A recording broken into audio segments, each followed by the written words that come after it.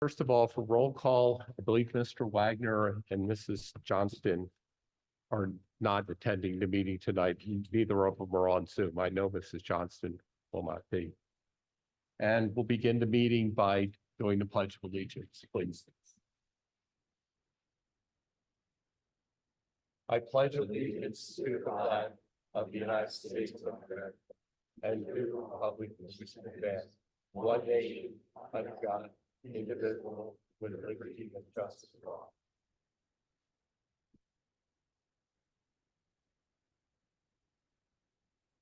I'd like to announce that the board met in exec session immediately prior to this evening's meeting for the purpose of receiving information on a legal matter, an update on contract negotiations, safety and security, and an update on the possibility of purchasing land.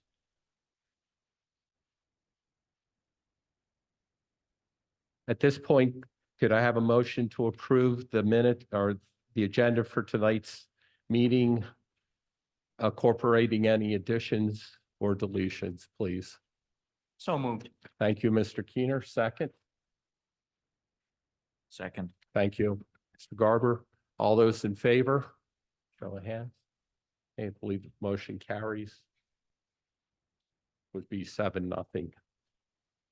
Next is the approval of the minutes for the regular school board meeting, which was held on January 9th. The minutes of the Education Programs Policy, Personnel, and Legal Committee meeting, which is held on January 18th, and the minutes of the Buildings and Grounds and Finance Committee meeting, which was held on January 30th. Could you have a motion to approve those minutes, please? So moved. Second. Thank you. Thank you. Mrs. Brady and Mr. Maris was the second. All those in favor? And that motion carries 7-0. And at that point, turn this over to Mr. Bomerski for some staff and student recognitions. Great. Thank you, Mr. Donato, and good evening, everyone. We're excited this evening to be able to recognize some of our students and staff. So I'm going to go up to the podium first.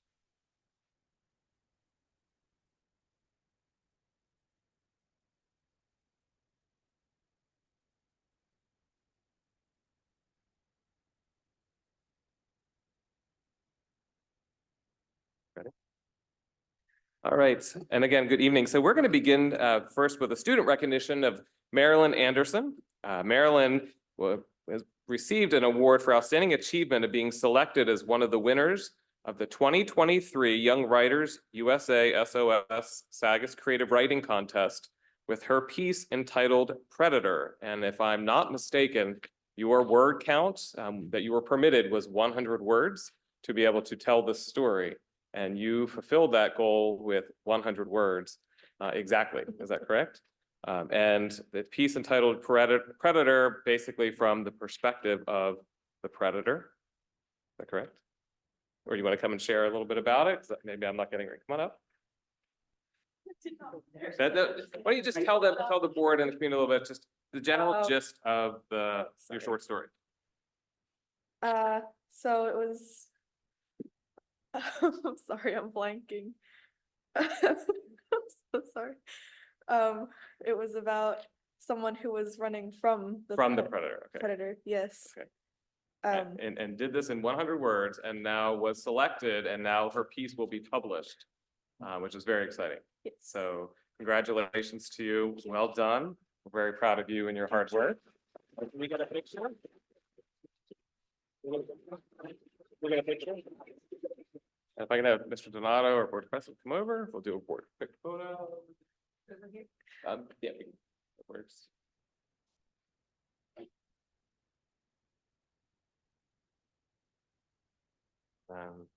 Do you want to get a photo too? Come on up, that's fine.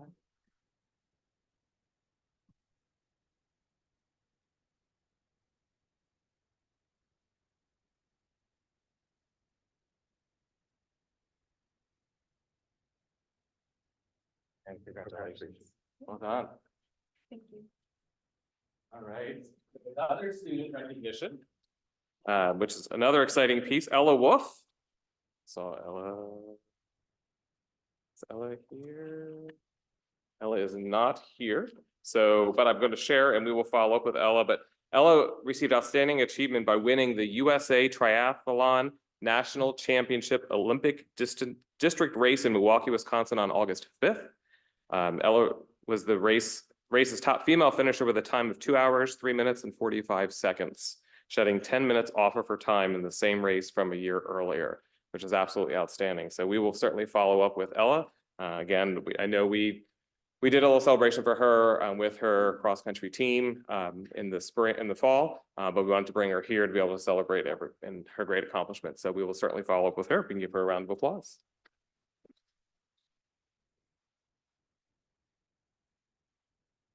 Next, we have a staff recognition. Mr. Mark Ashley, oh, he is here. Come on up. So we're excited to honor Mark as Hempfield boys soccer teams win over the Central York on Saturday, September 16th in 2023, which marked at that point his 338th career win for Coach Ashley, making him Hempfield's all-time winningest boys soccer coach. Mark, congratulations. We as well had the privilege to be able to honor Coach Ashley with his team out on the soccer field, but for all of you that know Coach Ashley, whether you've had experiences interacting with him personally, professionally, truly an absolute professional, tremendous respect, not only by his colleagues, but by coaches, students, parents alike. It is an absolute pleasure to get to work with Mark, and he basically shines Hempfield pride. And when we think about, we have the Black Knight Award that we recognize staff, and we look at the ways that not only are they showing pride in the district, but what they do every day. Mark exudes that every single day in what he does in the classroom, on the field, and just again, as an individual. So congratulations. Thank you. You right there? You don't have to. It's up to you. I'd just like to say thank you to the board and to Hempfield for the opportunity to serve as coach. And it's a real privilege to represent Hempfield in the community, and certainly wouldn't have been done without the support of a wonderful group of players and coaching staff. It's certainly a team effort and team result. So thank you.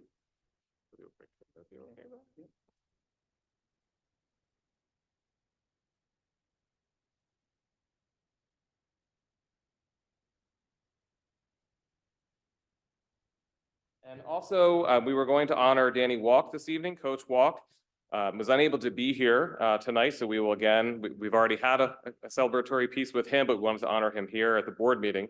But Hempfield boys basketball teams crowning as champions of the Hempfield Holiday Tournament on December 28th, 2023, marked over 400 wins as the head coach for Coach Walk. And we had the privilege to be able to, like Coach Ashley, meet with Coach Walk and the students at a practice and be able to honor him. He certainly sends his appreciation and thank you for the recognition. But as typical of, again, Coach Ashley, Coach Walk, our coaches alike, he shares a large portion of these wins are a result of working with outstanding administrators, coaches, support staff, and most importantly, student athletes. So we congratulate Coach Walk, and we again will follow up with him with his certificate. So thank you for allowing us some time to celebrate some of the great work of our students and staff.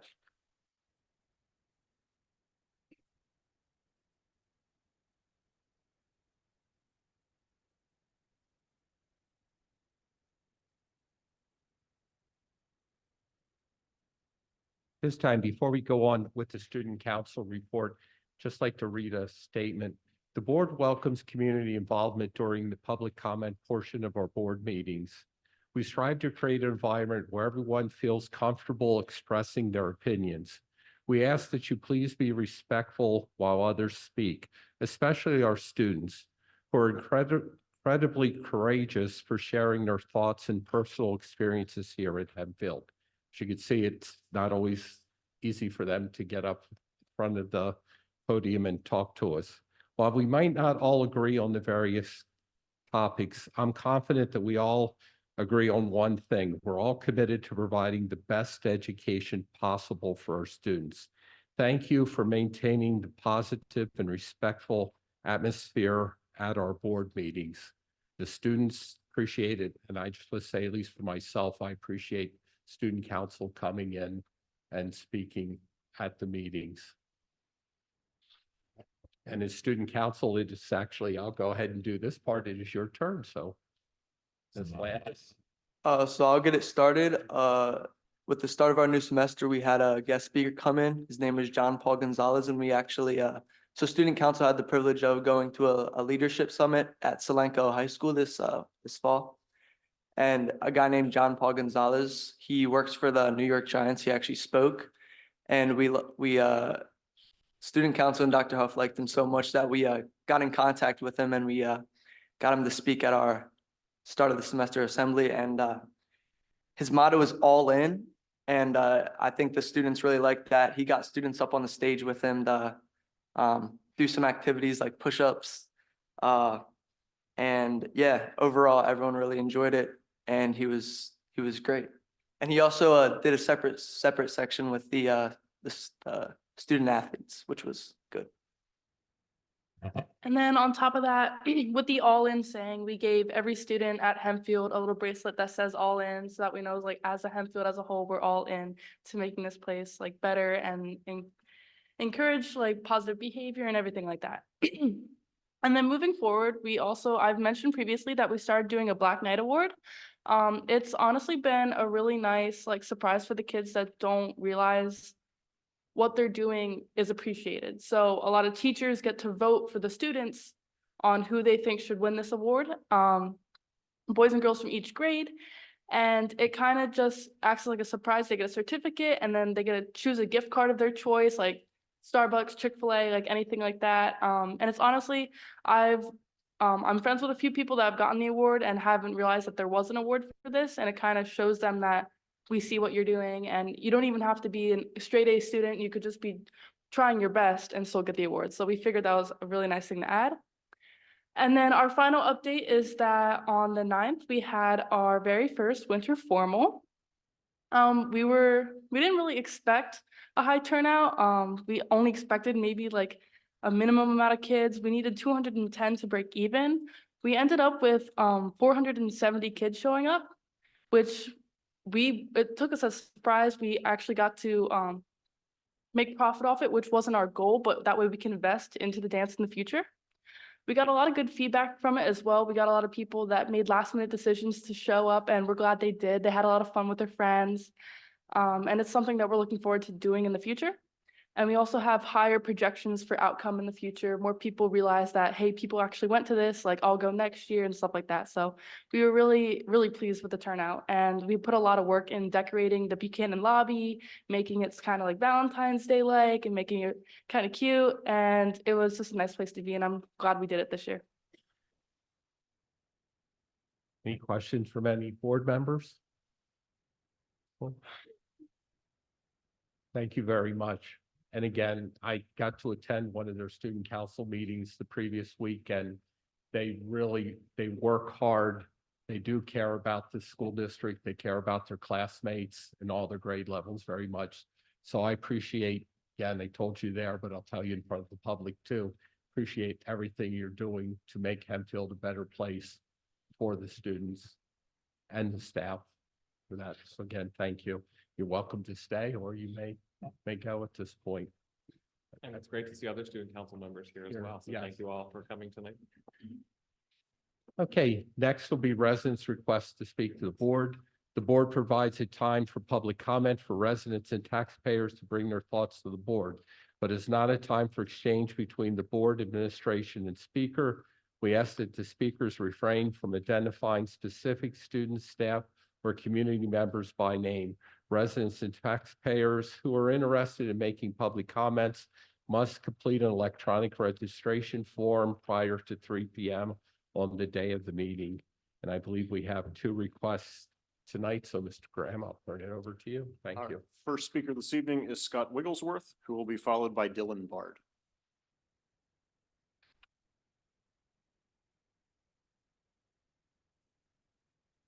Thank you. Appreciate the opportunity to address you. Here tonight to speak about the bathroom policy, or maybe more appropriately, the process by which a policy gets created. My understanding is, after speaking with a few of the school board members, that this issue, since it has come up, and that the board has not reached an agreement on this policy, that this issue is now disposed of, and it will no longer be brought up again. I hope that that is not true. If it is true, I take great issue with it. And to be clear, it is not that the 9 of you have not come to an agreement right out of the gate on this matter, but rather that one or a few of you would attempt to use a parliamentary tactic to try to avoid dealing with this subject. This is a legitimate issue that we did not create, but rather we are reacting to. And until recently, there had not been such a need for a policy, but times change. And today, one is needed. The high school has 4 grade levels. Ages range from 13 to 19.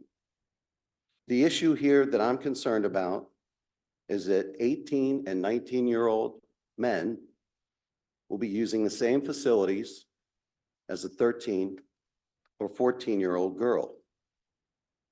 This issue goes well beyond transgender students. It also goes on to students who are immature or worse, who have bad or evil intentions and will exploit the lack of a policy, and our young girls will be harassed or even hurt. During your discussions, I've heard at least 8 of you comment that you have concerns about safety and privacy. At the last policy meeting, there were 6 of you that voted in favor of creating a policy. Not the same policy, but creating a policy. That is a strong majority in favor of creating a policy. And I understand that this is hard. And I understand that it's not easy. I understand you do not like controversy. I do not either. I do not relish coming here to speak about this. But nothing in life that is worthwhile is easy. And you are all accomplished adults. You know this to be true. Every one of you that is in this position now knew what you were getting into. You knew what you signed up for. You knew you were going to have to face these type of issues. With that said, I would encourage all of you, do not hide behind some parliamentary nonsense. Go to work on this matter. Come up with something that makes sense and keep our girls safe. And I would add, it doesn't have to be the policy that I want word for word. You guys are responsible for this. Don't shirk your responsibilities. Thank you. Dylan Bard will be our final speaker this evening.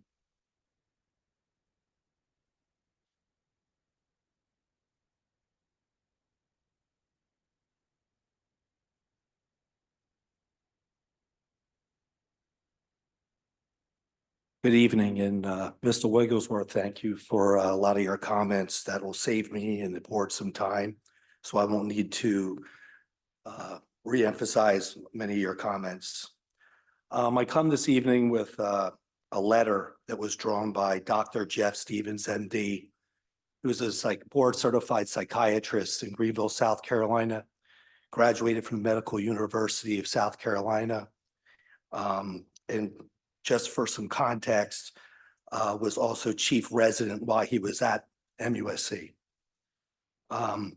Many of you might remember him on the school board. He was one of the several health professionals that we had come work with us on policy 123.1. And I believe most of you appreciated his comments. I'm going to read his letter. I know some of you have, but I think it's important for everyone here to hear his comments so you understand that this is not about an issue with transgenders, but an issue where there's other people that are in danger besides the transgenders. So these are Jeff Stevens' words. I'm writing this letter as a follow-up note to my previous educational meeting in 2022. As some of you may remember, I'm a board-certified child and adolescent psychiatrist that practices in Greenville, South Carolina. I treat transgender youth and adults, as well as cisgender males and females. In my clinical decision-making process, I try to weigh the available clinical evidence to make an informed decision that is both safe for my clients and the individuals with whom they interact with daily. In discussing mental health policies, I use this same process. Unfortunately, the major obstacle in making informed decisions on transgender policies is the lack of evidence-based clinical studies on how these policies affect cisgender females. At this time, there remains very little clinical data that specifically looks at the mental health impact of cisgender females as related to sharing locker rooms and bathrooms. Since there's a deficiency of evidence, one must look at the other disorders that occur in school-aged children to observe the potential impact on cisgender mental health. The CDC estimates 1 in 4 girls have experienced sexual abuse. This abuse can lead to depression, social isolation, withdrawal, and post-traumatic stress disorder. These children do not typically discuss their symptoms, but can experience triggers related to their trauma. The triggers can be sights, smells, sounds, and sensations that can remind the victims of their traumatic event. These triggers lead to feelings of panic, racing heart, shortness of breath, sweating, helplessness, guilt, shame, avoidance, and thoughts of suicide. School remains to be the safe haven for many victims of trauma, especially in vulnerable settings like bathrooms and locker rooms. Therefore, it is inevitable that the cisgender females with previous trauma will experience fear reactions when placed in settings they perceive as threatening. The reaction will not be one of transphobia. The reaction will be an amygdala response seen when victims are triggered. I know this is not the intention of transgender inclusion policies to cause emotional distress on cisgender females, but the evidence for these females states that it absolutely will. School policies should always first and foremost maintain safety for all students, including those who cannot speak up for themselves out of fear. Therefore, one must consider bathroom and locker room policies that maintain safe havens for both transgender and cisgender females. Sharing bathrooms based on gender identity will not meet the safety standard because this policy does not reflect a full understanding of the mental health impact on cisgender females. Stating that there is no impact, or even stating it loudly, does not make it so. So, to follow up on Mr. Wigglesworth's comments, at the last meeting, there were 6 people that voted for some type of policy to make a space available. Thank you, Mr. Bard.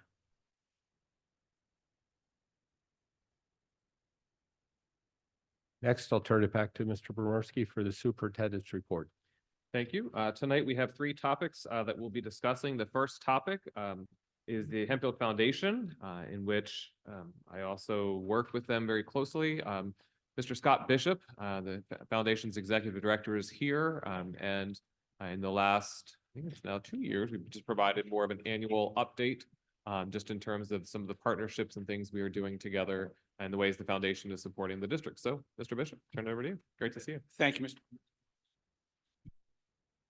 Appreciate the opportunity to be here, especially there's some new faces, new board members. So welcome and happy to just give a little bit of an overview about the foundation. And then to talk about what we're really here to talk about, which is our next round of teacher grant awards. You can go to the next slide. So just a little bit about who we are. Most importantly, we're an independent 501c3 organization that is intended to support the educational mission of the school district. We do this largely through grants to Hempfield staff and also scholarships. We have a 17-person board that are both current past parents of Hempfield students, Hempfield alum. We have 2 Hempfield staff on the board. We also excitingly have 2, for the first time this year, 2 student representatives. Alex Gregory, one of them, is also with student council. So we have those 2 students providing their perspective, and they've jumped in and have done so very well. Largely, our grant program, which we'll talk a bit more in detail tonight, is intended to help teachers and staff do those ideas that the district otherwise can't budget for, or they have those aha moments during the year. And the foundation is there to try to support them with grants of all different sizes. And you'll be happy to know that the staff is they're very frugal, practical. If they only need a few $100s, that's all they apply for. And if it's a bigger idea to impact more students, they're not afraid to do that as well. And we try to be supportive of both of those. And then we also, at Senior Awards Night, we have scholarships that we present annually for students. And again, generally they recognize exemplary student activities and behavior. Our next slide, just to give you a sense of some of our board of directors. And we also have 2 staff. In addition to myself, we have Erica, who is new to us this year also. She does work with community engagement, working with teachers and staff as well. So we'll go ahead and we have we're very fortunate. We have a large variety of supporters throughout the community that help fund us. So moving on to the teacher grant program. So we do 2 rounds. The first round, Mr. Pomersky has been very gracious over the last couple of years. We're a part of his opening day staff meeting. So, which is very exciting. Everyone's into the pack. And so we're able to announce our first round of grants, which we did, totaling just about $44,000. And then we do a second round applications towards the latter part of the year. And then we announce them tonight. So tonight, our grants will total somewhere around $34,000. And most importantly, I think for all of you, by the end of this school year, all of our grants will touch all of our grades and all of our school buildings. So that's a goal for the foundation. And we were able to accomplish that again this year. So now on to the good news, the exciting, the grants. And I'm going to, can be read into the record. I know you all have it in your packet. So respecting your all time, I'm not going to read all of them, but just want to highlight a couple. And what you'll see, I think, a couple of things that we try to really focus on. And first is, you'll see in this first slide, you'll see a couple of grants focused on the arts. We try very, very hard to be supportive of the arts because it's as you know, from just education broadly, sometimes that's a challenge for school districts. So we fund programs, we fund guest artists, we fund musical instruments, which you'll see on this slide. And the second thing I just want to draw your attention on here, you'll see that we do definitely do support services. So over the last couple of years, we've tried to be very sensitive to the fact that there are needs within the different in all grade levels for those support services. So we've been able to fund grants in that regard. If I can go to the next one. And then on this slide, I want to draw a special attention to, and it shouldn't surprise anybody, given the importance that it is in education. We do fund a lot of, we do a lot of investment in STEAM.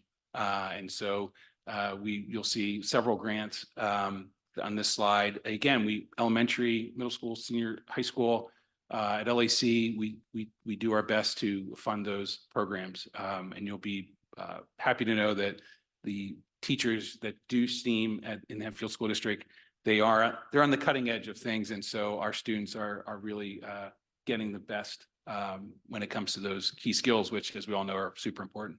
So, Mr. Bishop, Yes. I think we all know what STEM is, but what does the A stand for? Arts. Arts, okay, thank you. Yeah. So there again, and I will note, you will see an asterisk. We have 2 grants that we were able to partially fund, and actually one of those grants, working with Mr. Pomersky and his team, will be able to fully fund.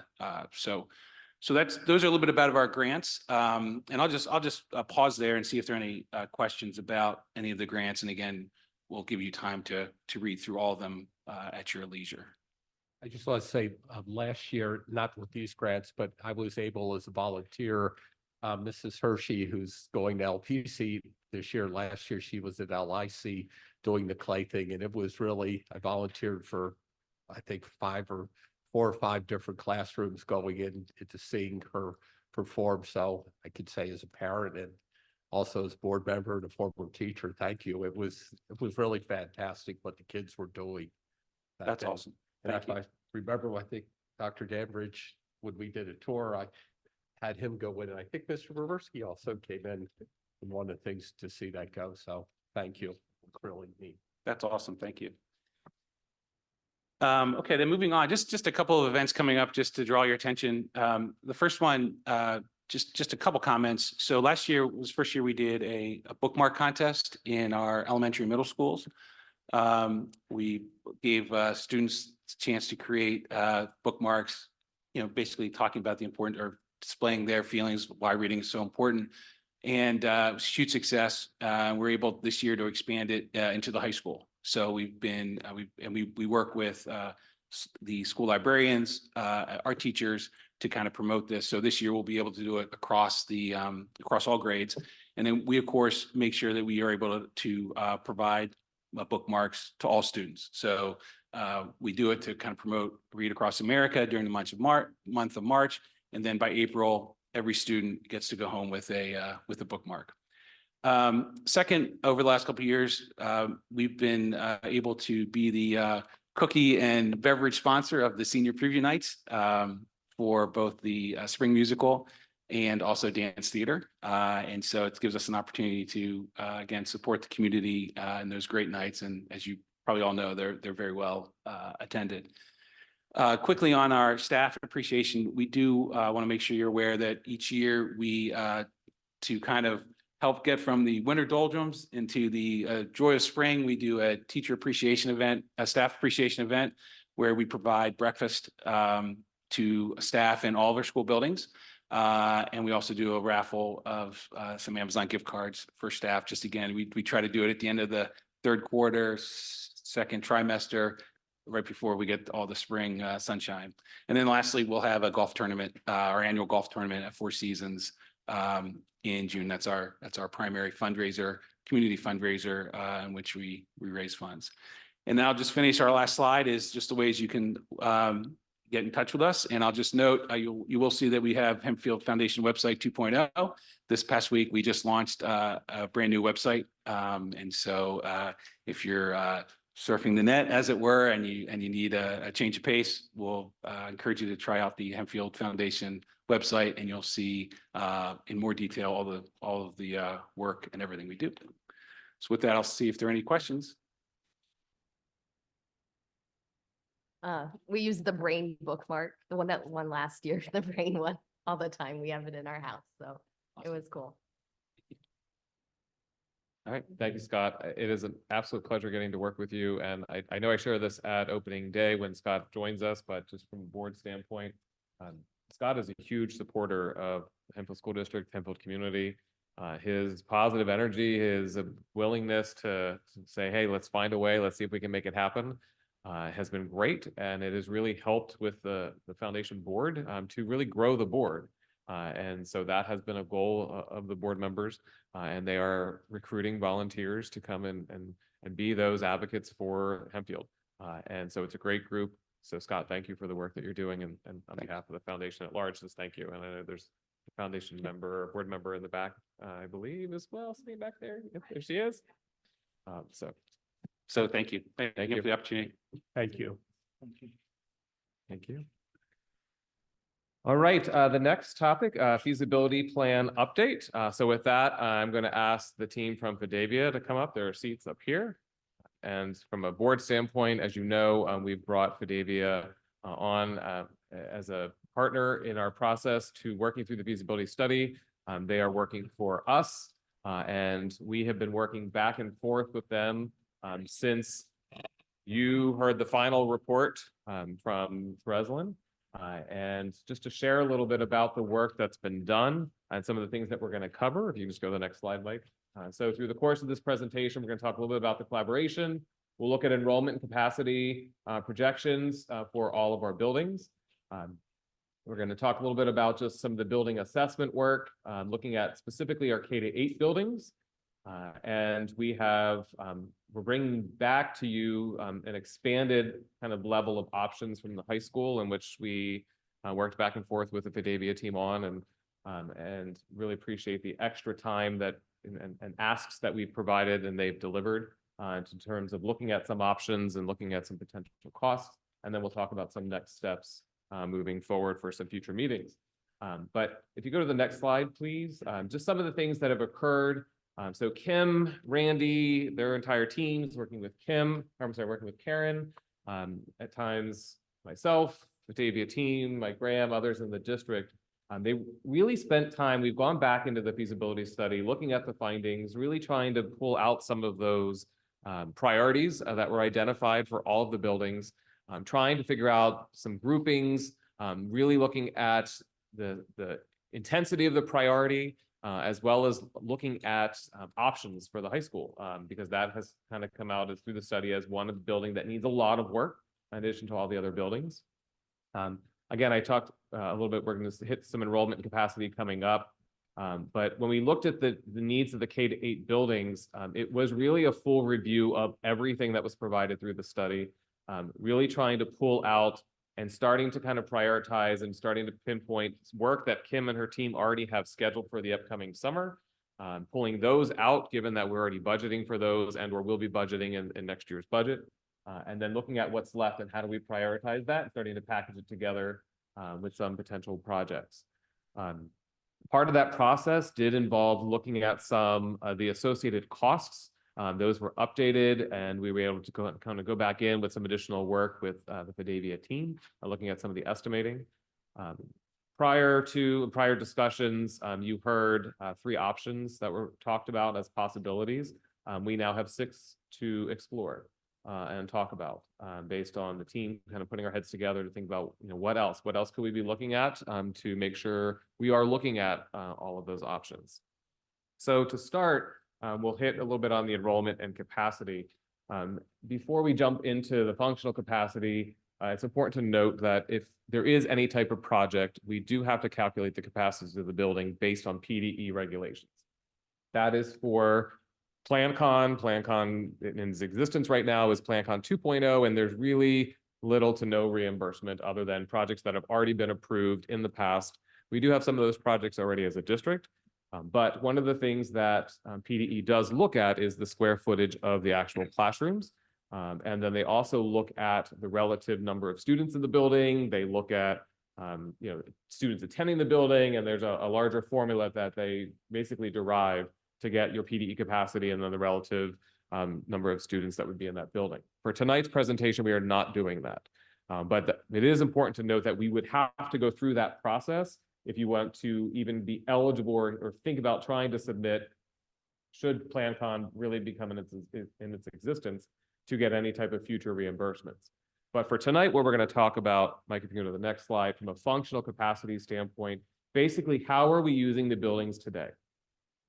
That number will vary drastically different from PDE's capacity because of square footage, et cetera.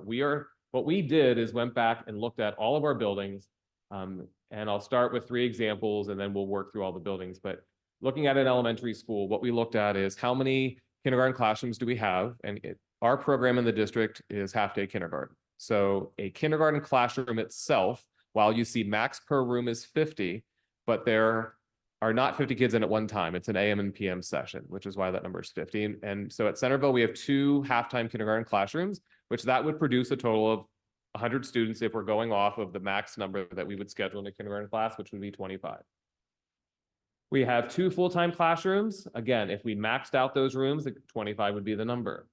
At Centerville, we have 6 grades. 1 first and second grade classrooms are max there that we would schedule for would be 25. There are times when while we work through the summer, we have 25 kids do move in. And so sometimes it's a 26, maybe even a 27 as the school year goes on, because as you get well into the school year, where you're not going to split up a group of kids and start over at that point. 3rd through 6th grade, our max per room, we strive for no more than 28. We have 13 of those. And then also at Centerville and all of our other buildings, we have science labs and computer labs. And while those are rooms that we potentially could use if we needed to based on enrollment. We thought it was important to count those because those can be converted. What you do not see on the elementary here are things like the art room, the music room, the gym, cafeteria, et cetera. And you don't see those because the students go in and out of those. They're not there all day.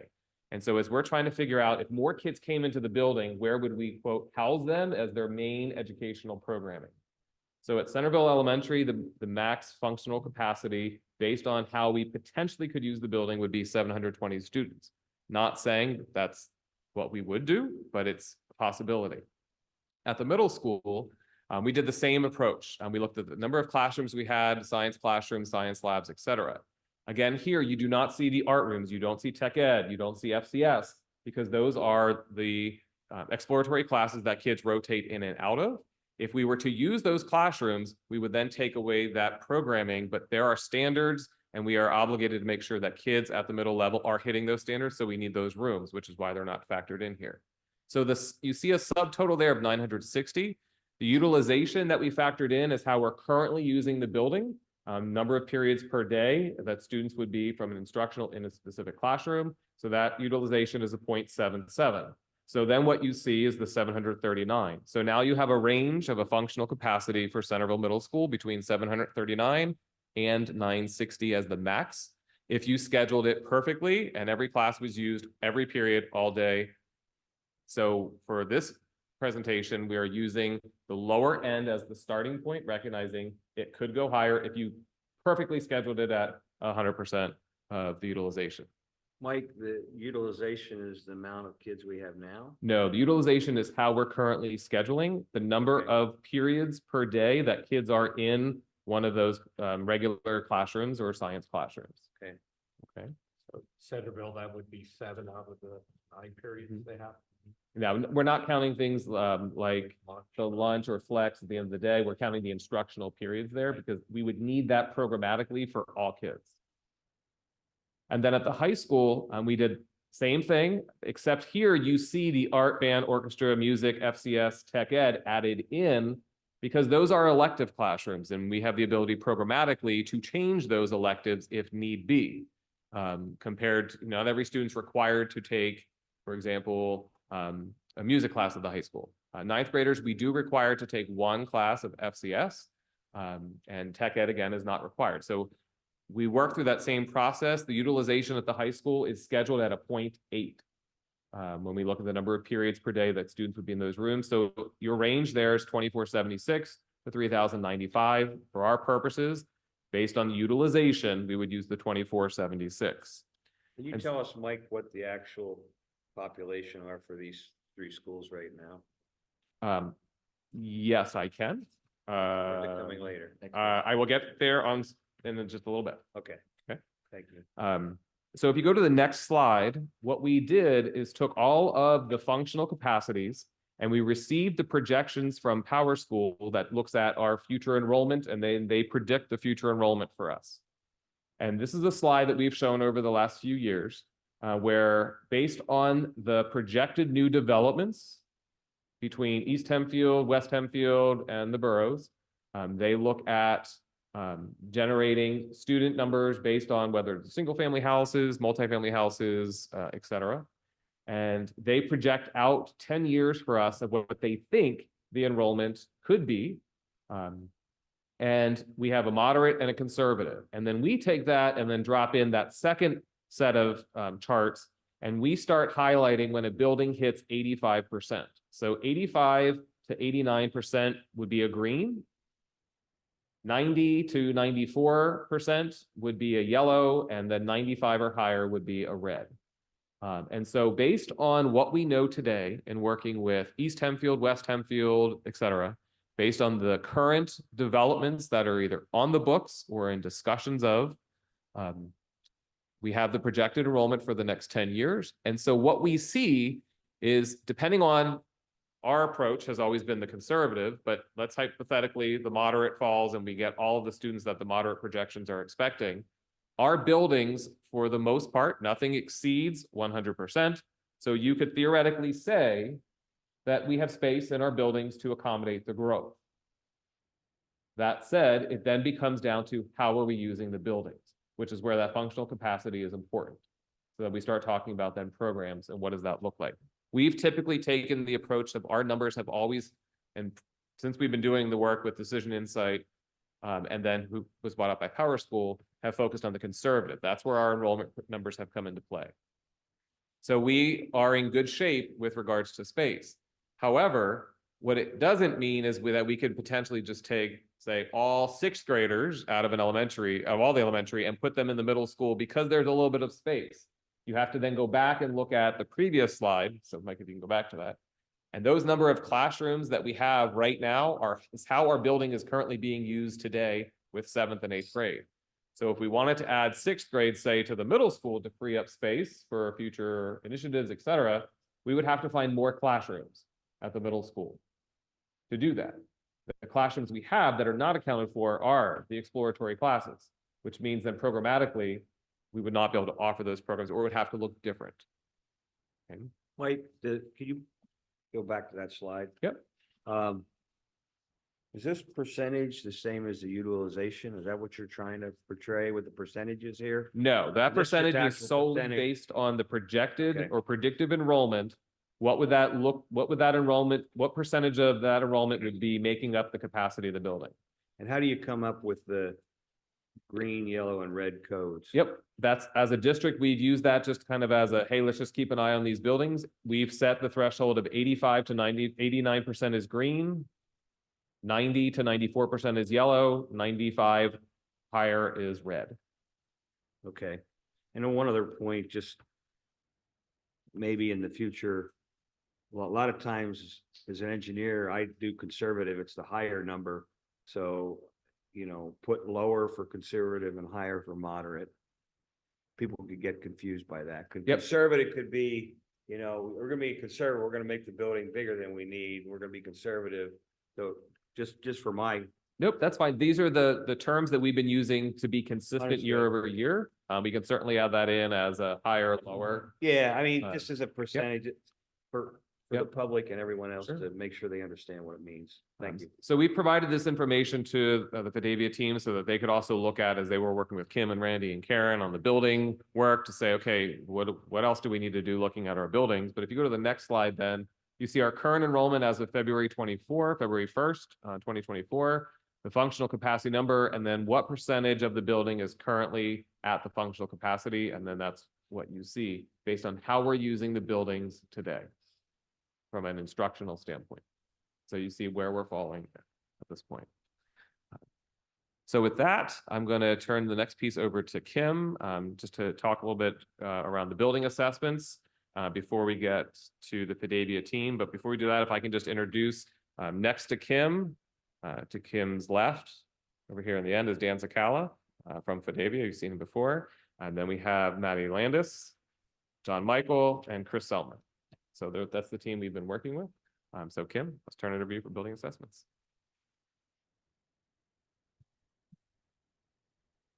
So you'll recall this page that we had received from Breslin, and this listed all of the buildings, the assessment of all of the buildings from a grade level, so to speak, from 1 to 5. And this indicated the necessity or the urgency of some of the things that we found in each of the buildings. So this was a bit overwhelming. So with collaborating with Fidevia, we decided to pick out all of the 1s and 2s being the most urgent things that we needed to take care of in all of our buildings. So we picked out those items. And what we did was we assessed all of the different items in the 1s and 2s, took a look at the costs that those items, what it would take to take care of those items. With Fidevia and their help, they gave us some numbers there of if we were to take care of those items. What the next thing we needed to do also was look at, as Mr. Bermersky said, what we can possibly do as a district that is not going to require a full-blown renovation, new building, that sort of thing. So smaller projects, such as what we've been doing over the summer months. We've been working on the concrete and paving projects. We've done some HVAC projects. So those are projects that could be done over summer months and would not take a full-blown renovation and would not interrupt if we were to do a renovation in buildings. So that's what these numbers represent here are just simply the ones and labeled, the items labeled ones and twos in each of the buildings. These are the 1 through 5. This is the Oh. 1 and 2s are coming up. Oh, I'm sorry. I got ahead of myself. Yeah. I apologize. I'm sorry. These are the 1 through 5. The next slide. And then coming up, we're going to evaluate the 1s and 2s. But so if we're looking at the buildings, for instance, this first one is Centerville Elementary. Some of the things that we found of the 1s and 2s in Centerville Elementary are things like the roof needing replaced. And what you're seeing here on the right-hand picture is results of roof leaks. We have ongoing roof leaks there, and those are things that we're right now taking care of through just patches and things such as that. The second item here you'll see in the left picture is a crack in the one wall. What this represents is there should have been more joints that had been done, expansion joints that had been created closer together in the building. We have brought in a structural engineer, so this is not a structural issue. There's no danger in anything collapsing is what they have told us, but it is something that we do need to take care of, or the cracks will just continue to get larger or to grow longer. Some other things that we have identified as 1s and 2s in Centerville Elementary are inside flooring, interior finishes, things like that. Concrete and paving items would also be at that building. The building that you're looking at now is Landisville Primary Center.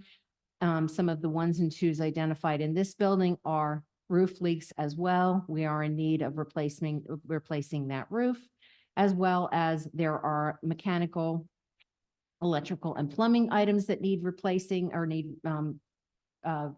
need replacing because these are at a 30-year life at this point. What you're looking at is a little difficult to see, but the floor there has cracks in it, and you'll see that is something that is throughout the whole building, various locations throughout the building. There's cracks in the flooring, so that needs addressing as well. Mrs. James? Yes. I noticed that above the stained tile, there appears to be some ductwork and some pipes. Yes. Have we confirmed that the staining and the water leakage comes from the roof as opposed to maybe from some of that ductwork? Yes, we have. Okay. Yes. So this next picture here is Landisville Middle School. Some things that we've identified in this building is there's a number of interior finishes that need replacing and need work. Some of this is classroom sizes that are some issues where they're become kind of cramped in the classroom. Of course, there's mechanical, electrical, and plumbing items that need fixed, as well as interior flooring. You can see that, like I said, it's a little difficult to see, but there's cracks in the flooring at a number of the locations. A lot of the cracking that you're seeing in these pictures are in the hallways, not necessarily in classrooms. These are in hallways and large group areas, that sort of thing. So this is what I got ahead of myself here. This is a slide that I was referring to that would identify the priority items of 1s and 2s and the costs associated with those items. Refresh my memory. What is priority 1? How many years and priority 2? Priority to 1, well, I guess we can't really give it I think we identified that it's not really a year timeframe. It's priority 1 is identified as it needs immediate It needs immediate attention. Priority 2 would be just behind that. Okay, like. Priority 2 was in around that 3-year range is what Yeah. was on the chart. Okay. So my question on these estimates here, is this replacement of everything, or is there some things that can be repaired at a lower cost? Or is this just replacement? Most of these figures would be for replacement. Some of those photos you've seen, and we did some tours of the buildings. Kim and the team have been trying to, again, like she mentioned, almost patchwork some of these items, and they continue to just resurface. So when we're talking about roofs, we'll be looking at full roof replacements, full mechanical replacements because of end of life. Because again, in conversations with the team, there's been a lot done to try to expand the life cycle of and it's just now, it gets to a point where you're chasing your tail, so to speak, with roof leaks and other issues. And that's what, in our conversations appear that's been happening. And at some point, it's time to, really look at addressing those issues in a more permanent fashion. Is there a possibility, however, that some of these things could be done at a lower cost and by repair and not cost so much money, and still maybe not last as long, but look at the life cycle of that repair versus replacement? And is there a significant advantage to replace versus repair, especially like with mechanical equipment? So I'm just throwing that question out. There's a lot of money, and when the board sees this kind of stuff, they're like, oh my gosh, what's going on? So I'm just throwing that out there. Some of these things might be able to be repaired. Am I thinking correctly there? With the finishes and stuff, I would say absolutely. Okay. The problem is a lot of the big ticket items and a lot of the real needs are in envelope issues, such as a new roof. A new roof's a new roof. And I think they've been patching for a long time, putting a lot of money. Same with mechanical. A lot of the mechanical systems in the schools we're talking about are already past there. Like your typical HVAC commercial system is designed for 20 years. And they're already past that. Hence they're already on borrowed time. Parts begin to get hard to get. So I guess those are probably the two biggest ticket items would be your HVAC systems, your heating and air conditioning, as well as your roof. Also electric comes into play. It's the same thing.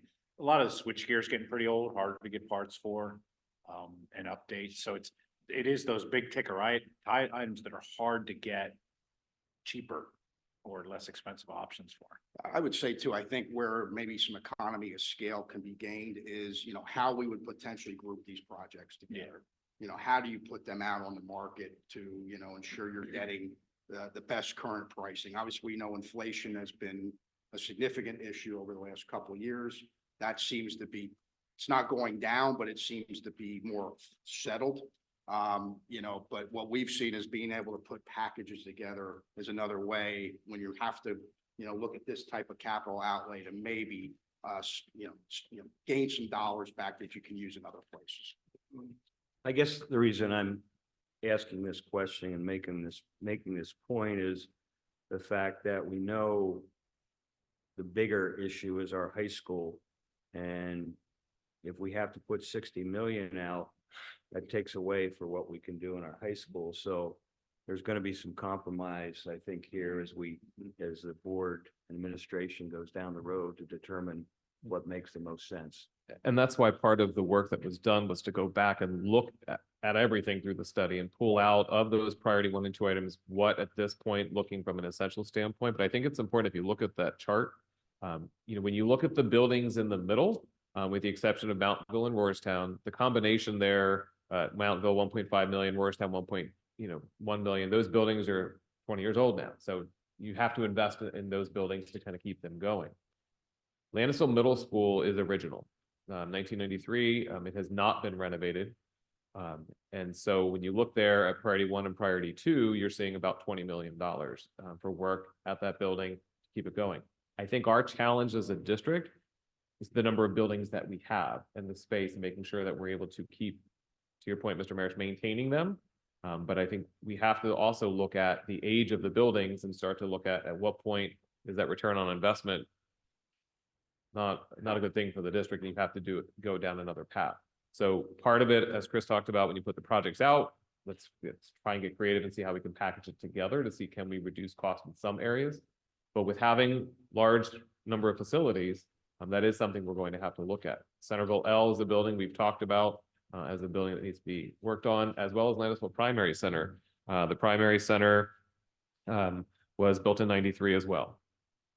So Landisville Primary Center, Landisville Middle School, original buildings. So those are things we'll have to look at. And I would say up to now, my team has been putting a significant amount of effort into making those repairs, changing out motors, changing out different things wherever they can. But at some point, we're spending such a great deal of money on doing that. And then the question becomes, what's too much? Yeah, and I think we can do some life cycle costing and determine what projects make more sense than others based on return on investment and how old things are. And I'm just throwing out to the board that I think we can probably whittle this down some, but that's just my idea right now. It's just my opinion.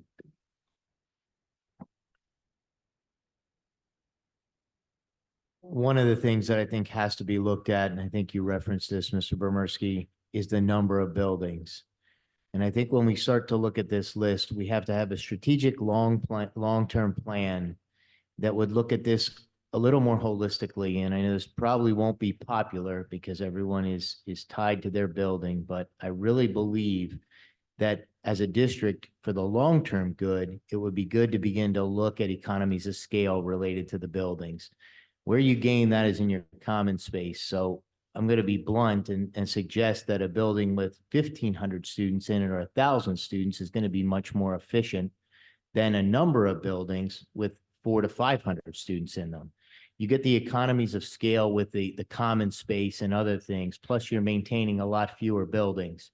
That requires a lot of work to consider that. But as we look at repairs, which I think have to be looked at to some degree prior to any decision around that, I think we need to keep in mind that there may be a bigger decision that needs to be made for the long haul, probably long beyond my time, of what does this look like? And do we need to look at how many buildings we have? And when these buildings reach an end of life situation, does it make sense to bring a couple of them together and create less buildings with more students and create the economies of scale that come with that? So I just put that out there for very futuristic thinking. I recognize right now when I look at this, you could never accomplish this financially today because right now the high school is a priority and that we haven't even touched that yet. If you look at this list and if you looked at the numbers ahead on this slide, you're going to see that they're staggering. And so at the end of the day, we can't do both of those things together. So we are going to have to look at this and work on it in pieces, but maybe doing the ones and twos for the buildings that still have some life left in them is the right thing to do, but not do all the rest of it.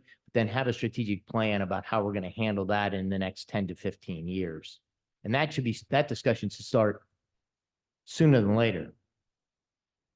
Yeah, no, I was saying, and to note that while these are just the priority 1 and 2, there's 3, 4, and 5 for all the buildings. And we pushed all of those out and tried to pull in the essentials.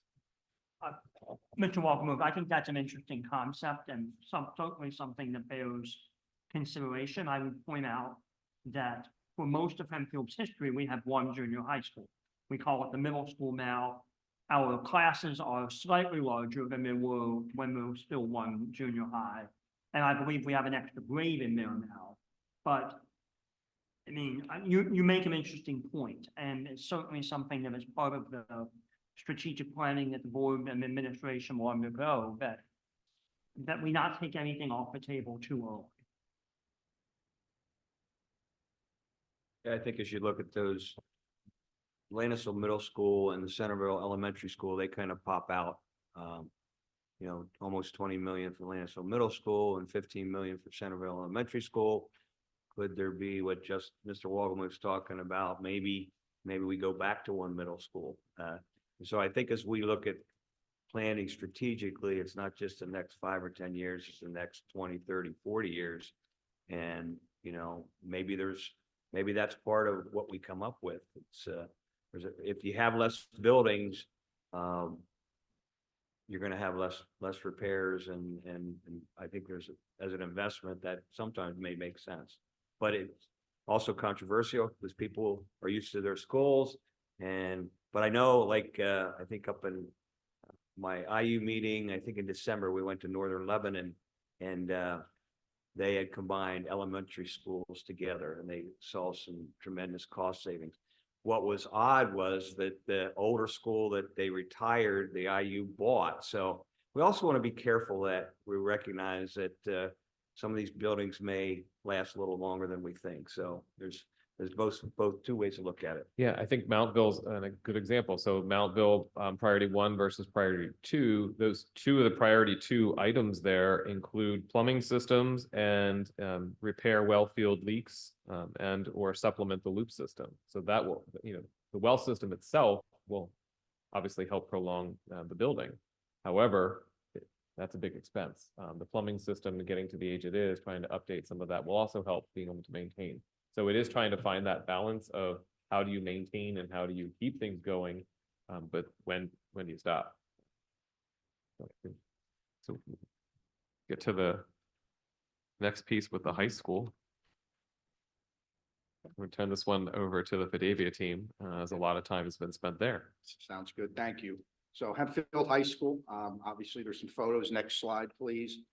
Just showing mechanical and just, you know, a picture of, you know, the cafeteria area. When you think about, you know, what that's looking like in more renovated type situations, you're seeing a, you know, cafeteria, you know, different lighting. You're looking, feels like more of a college type atmosphere as you're looking at those type of renovations and where, you know, you want to go to next with the high school.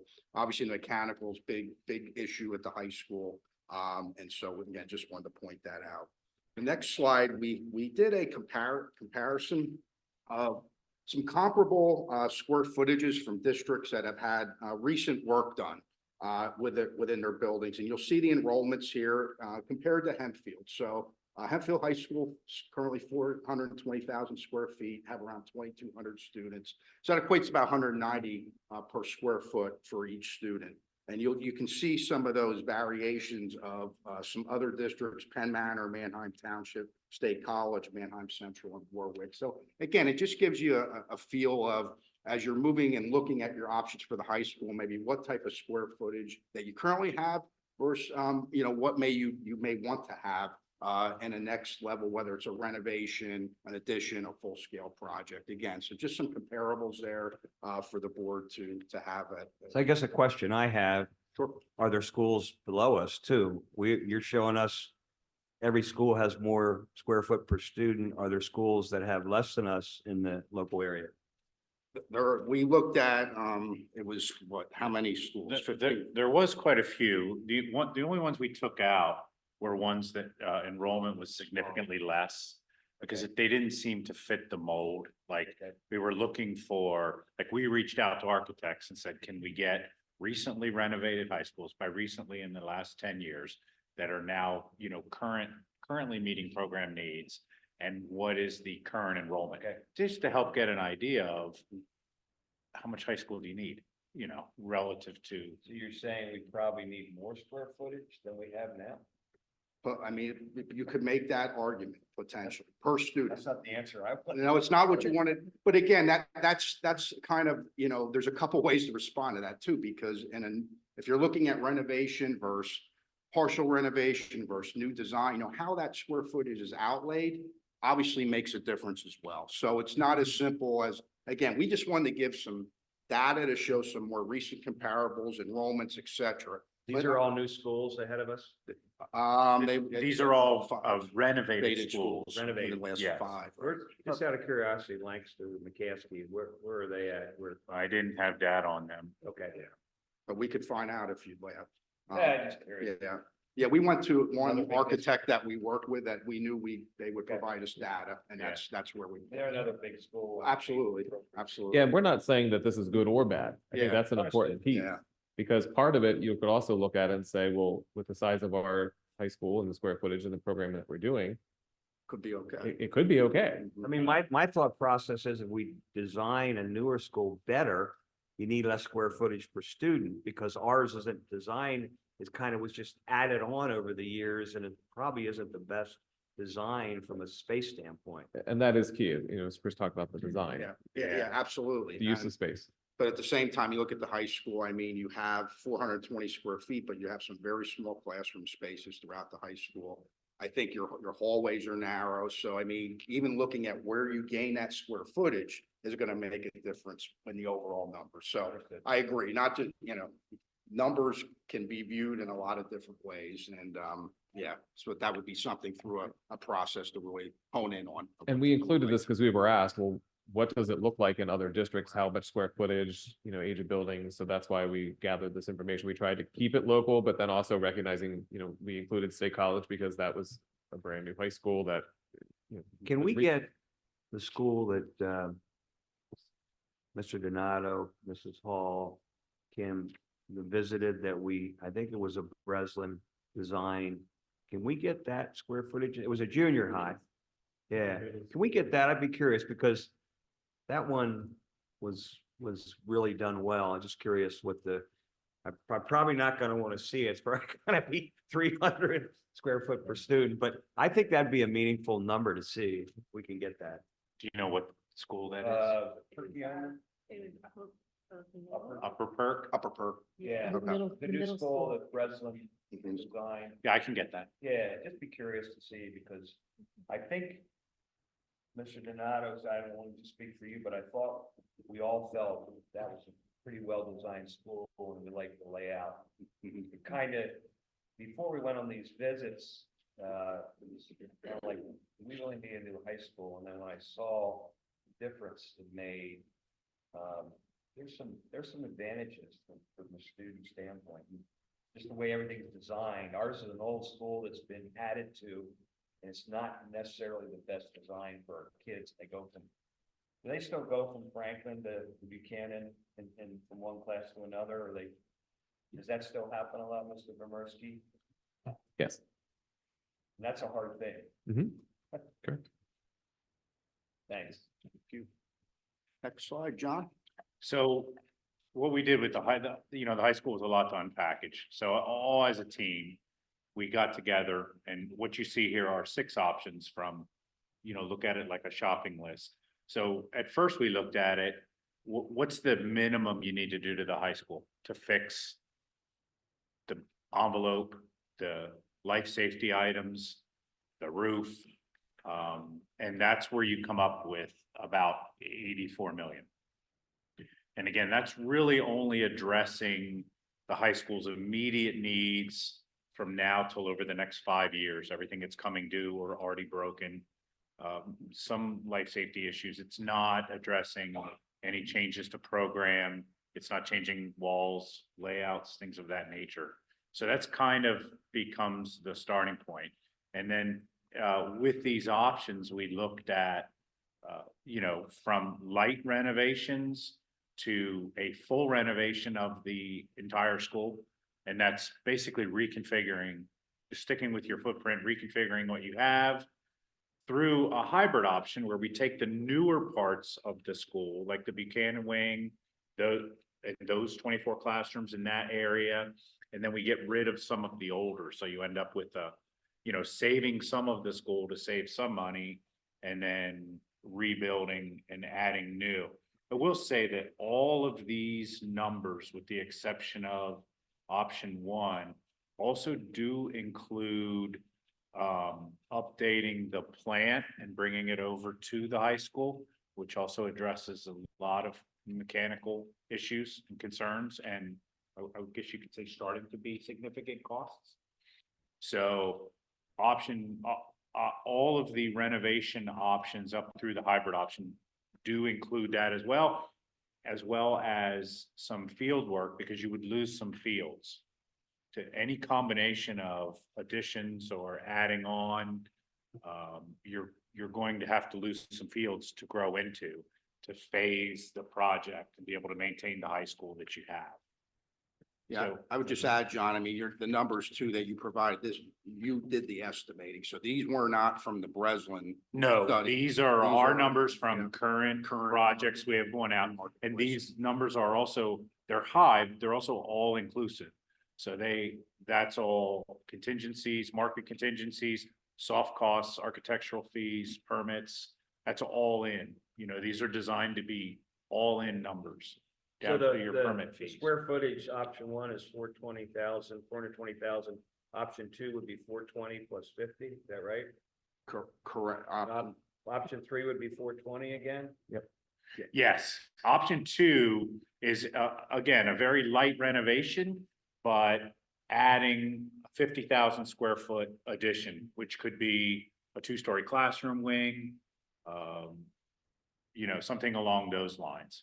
But you're not doing a lot to the existing school. You're just at that point with option two, you're just addressing, again, those urgent needs with an addition to give you some more space. Does option one include a new roof? Yes, they all include a new roof and full new HVAC, all new mechanicals, new Okay. electric. Option three is 420,000 square feet. Correct. Option three is completely renovating Okay. what you have. Option four, is there any additional square footage? Is that 420,000? Yeah, we mark it. Let's keep it around the same. Yeah, Yep. it keeps it about the same, Okay. correct? But it's with 60% of it new, you can reconfigure it, you can modernize it a little bit. Okay. And this was based on Breslin's preliminary design. So all the materials and stuff, you didn't change any of that, you just fine tuned the estimate. I know I talked to a couple of you that you took some contingency out, but this is based on what they're using for materials and everything. There's no fine tuning on what you're gonna use for materials and flooring and all that kind of stuff, correct? As far as what Breslin, These numbers have nothing to do with Breslin. Correct. okay, Didn't even look at Breslins. These are numbers that Okay. we're using independent, completely okay. independent. For the heights, yes. Yeah. it's probably based on square footage and what needs repaired. Yeah, and Okay. our experience with working in school Okay. districts all across the state and Okay. at projects that are coming in now, so these should be pretty current numbers. Okay, Um, all right. The K to 8 was based on Breslin numbers. This Yeah. was just to make the delineation. The only difference on the K-8 was current work that's in play or was Correct. removed. We removed the current, anything that's upcoming. So if you were gonna estimate what the plus or, I get a little, I know you throw the numbers out there, it's $121, $733, but it's not that accurate. What would you say the plus or minus of these estimates are? 10, 15, these estimates, there's a plus or minus, you don't know exactly what. Well, that is true, and you make those choices during the design. You know, you can pick a more expensive floor or a cheaper floor, or same with the brick, if that's what you mean. Right, but no, but I mean, when you do any kind of job, there's a plus or minus on the estimate. It's not perfect. It's plus or minus 5, 10, 15%. All these include a 5% market contingency, because we put those on all of our estimates. Okay, So if, I guess as a starting point, yeah, they all include a 5%. I think it pays for us to focus more on the options and the direction we want to go as a district rather than on the minutia detail. And I'm not trying to be critical of the numbers because these numbers are going to vary. It's going to change based on the materials we choose. It's going to change on the design of the building. And I don't want to get caught up in the weeds of that. I think as a board, we need to look at this from a high level and decide which one of these options makes sense, which one of these options can we afford, but also which one of these options pays dividends long term. Not just which one is the least expensive and gets us by today and kicks the can down the road. So I'm going to be as bold as to say when I look at these options that, and there's nothing secretive about this, that I would obviously want some information back based on what we would choose and how that would fit into the bid package. But when I look at this, I don't think we need more space in the high school. I think option 5 for the high school makes sense with covering priority 1 and priority 2. Here's the only wild card, how we can work to get that price where it would be feasible for us to borrow enough to be able to do that and afford it. But when you look at getting efficiencies out of an old building, I'm going to tell you, you don't get them. If we're looking long-term for savings, we need to look at, in essence, taking a 60-some-year-old high school building and starting over. If we want to work with what we have, we will gain some efficiencies and it might look good up front, but in the long run, it's probably going to cost us more. We won't get the efficiencies that we will see, and we'll continue to incur maintenance costs potentially on some of the areas. That's maybe an easier path when it comes to transitioning, but I would suggest that we want to look at these options and we want to consider what we can afford, but also think long-term about them. Is it worth fixing the old car and doing a complete renovation on it? Or does it make sense to buy the new one and get all the bells and whistles and the fuel efficiencies or the electric efficiencies that we might incur with a brand new building? So I had to just say that I don't want to get caught in the weeds of this. We need to look at what makes sense here. And I'm, Mr. Olgamouth, I totally agree. And my point is not getting hung up on these costs because they're approximate and we don't know the exact design yet, which I think is the next step, as well as the life cycle costs, the energy savings, the maintenance savings. That's all going to be part of this picture. So even though that option 5 looks like 279,000, as Mr. Wogelmuth said, we may be able to get that down, and maybe we don't need 420,000 square feet. And in the long run, the savings with energy, with maintenance, maybe have a decent return on investment where it makes sense maybe to look at that option. The other thing too is ultimately we're going to need to decide when we do this. So are we going to wait 5 years? Are we going to wait 10 years? Are we going to wait 20 years? And I think as we meet with our bond people, as well as looking at the investment, we look at, if we let the building go longer, what are those additional energy costs? What are those additional maintenance costs? And it might make sense to do it early from an investment standpoint. Because as we look at this, we got 70% of our taxpayers don't have kids in the school. So we got to look at this, not just, hey, we need a new high school, guys. We're going to pick one for 250 million. Here we go. We got to show the rationale of why we did what we did and what the savings are, that it's not just about getting a new high school, that it's about doing the thing that's best overall for the community and for saving money in the long run. I'd like to add too, I think that prolonging the decision almost forces you to spend $85 million just to get us to next year with a roof and, things like that. So we have to get that decision rolling so that we don't have to spend 85 million and then tear it all down and do something else, because that wasn't enough of a repair 3 years from now. And that's a great point. And I met with a couple of you a few weeks ago, and you guys have the background in what energy costs are going to be, what maintenance costs are going to be. And I think we got to throw everything together so we make the right decision. I guess I'm not completely on board with all of that. I think that I would like to see what a full renovation looks like and what that does long term. Is that a 30-year building till we renovate 40-year building? Because it's $80 million. That's in between option 4 and 5, right? Yeah, I mean, you would get, your life cycle would start over on your mechanical items, your roof. But if we were replacing all the mechanical items, the roof, all that stuff to begin with, right? If we're fixing the envelope, right? Yeah. That life cycle is going to be the same regardless of what building we do. It is, but he makes some valid points. Right. The bones of your building, your structure is still outdated and old, so concessions will be made. Both in efficiency and design. Yep. Maybe because of the plenum's not as high as it would be on a new building. But I also think that if you look at the numbers, I also believe we need to increase the size of the school, because what's going to happen is, like our elementary schools, we're going to build them, and then 10 years down the road, our high school is going to be too small because we're pushing the 95% on a lot of the years for capacity. So if we build it the exact same we built now, 10, 15 years down the road, might be adding addition to the school.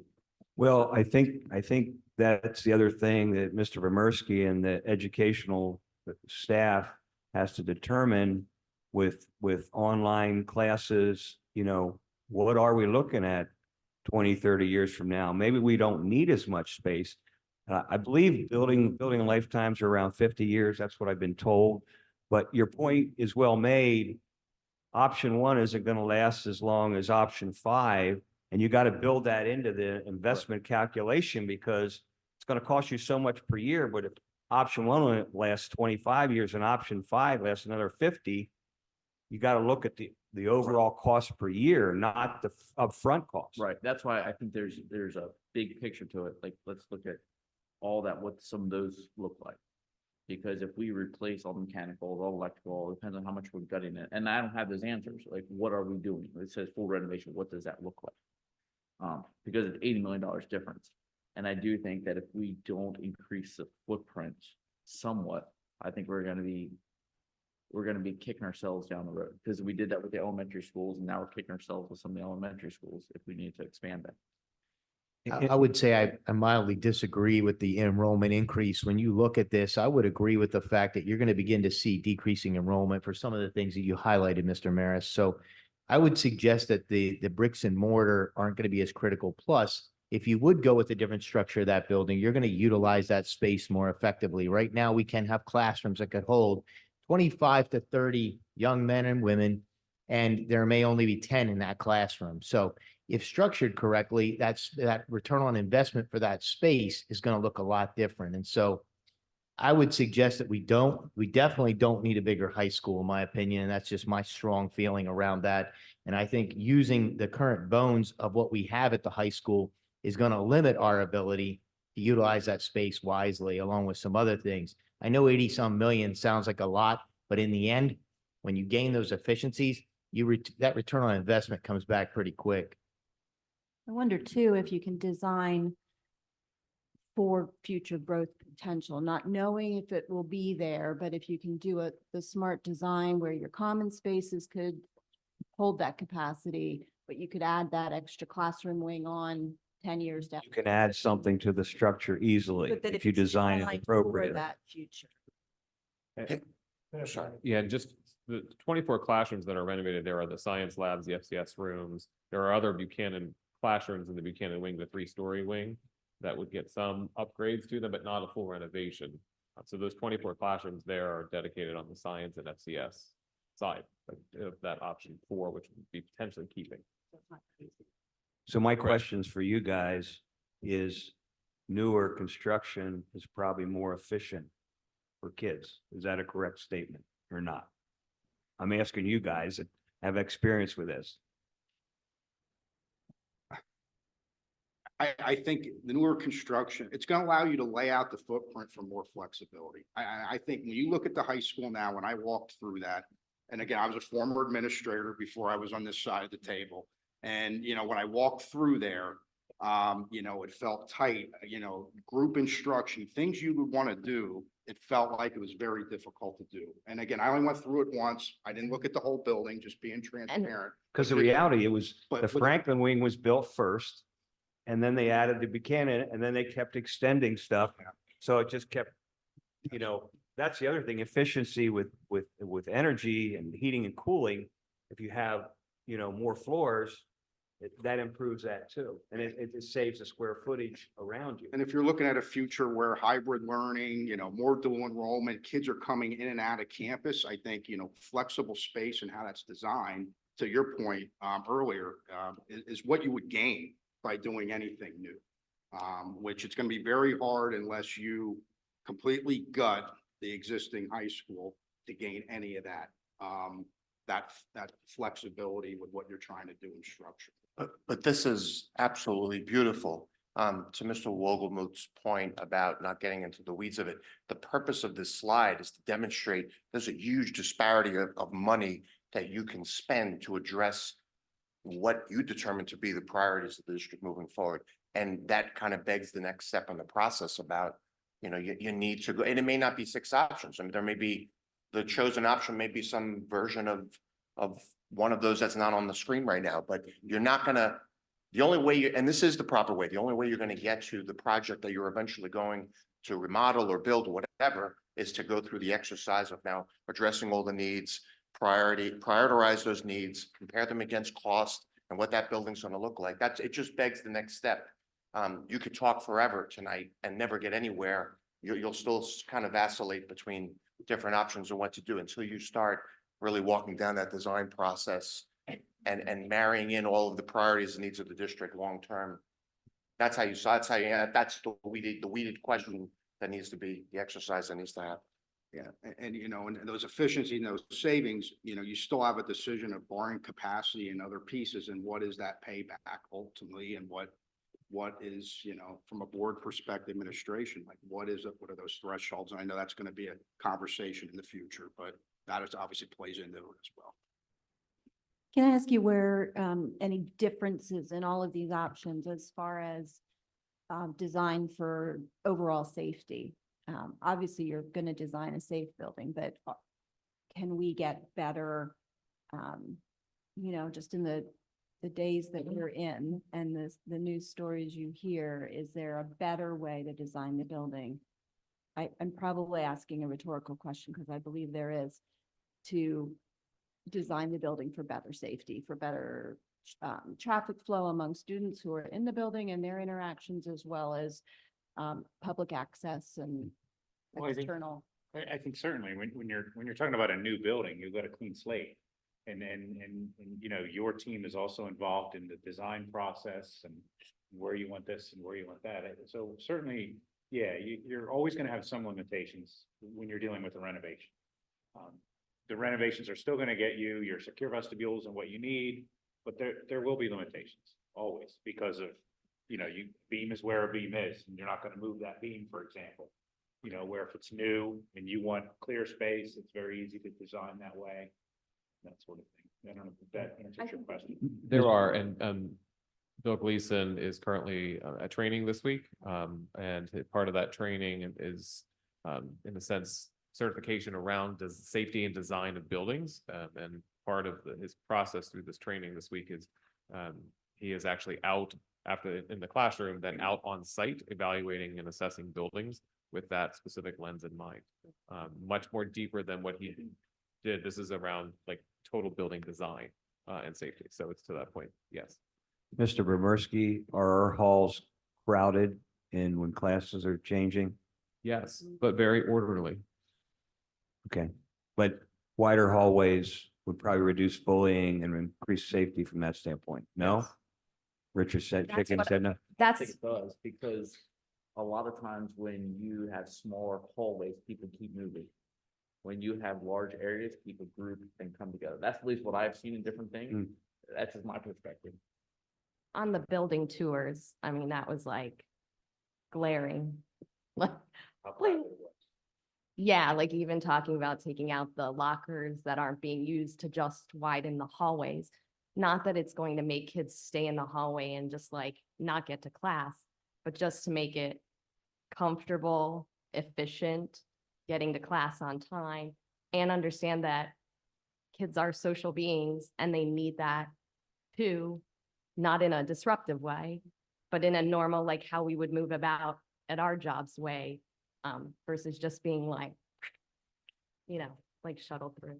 I know when my kids were in high school and I went to the back to school night, just with the parents, it was crowded. And we were always late when we had to go from the Franklin to the Buchanan. And I know what our kids, and Mr. Donato, you get into schools a lot. You probably say they're crowded. Yes, but it's much better with the lockers not being used. The kids do move. It is amazing in the 5 minutes they have, they get from where they're going to where they should be. Very seldom do you see, I think I've been in there enough that I could say that's a definite positive. Having the lockers gone, stopping in there has definitely improved things.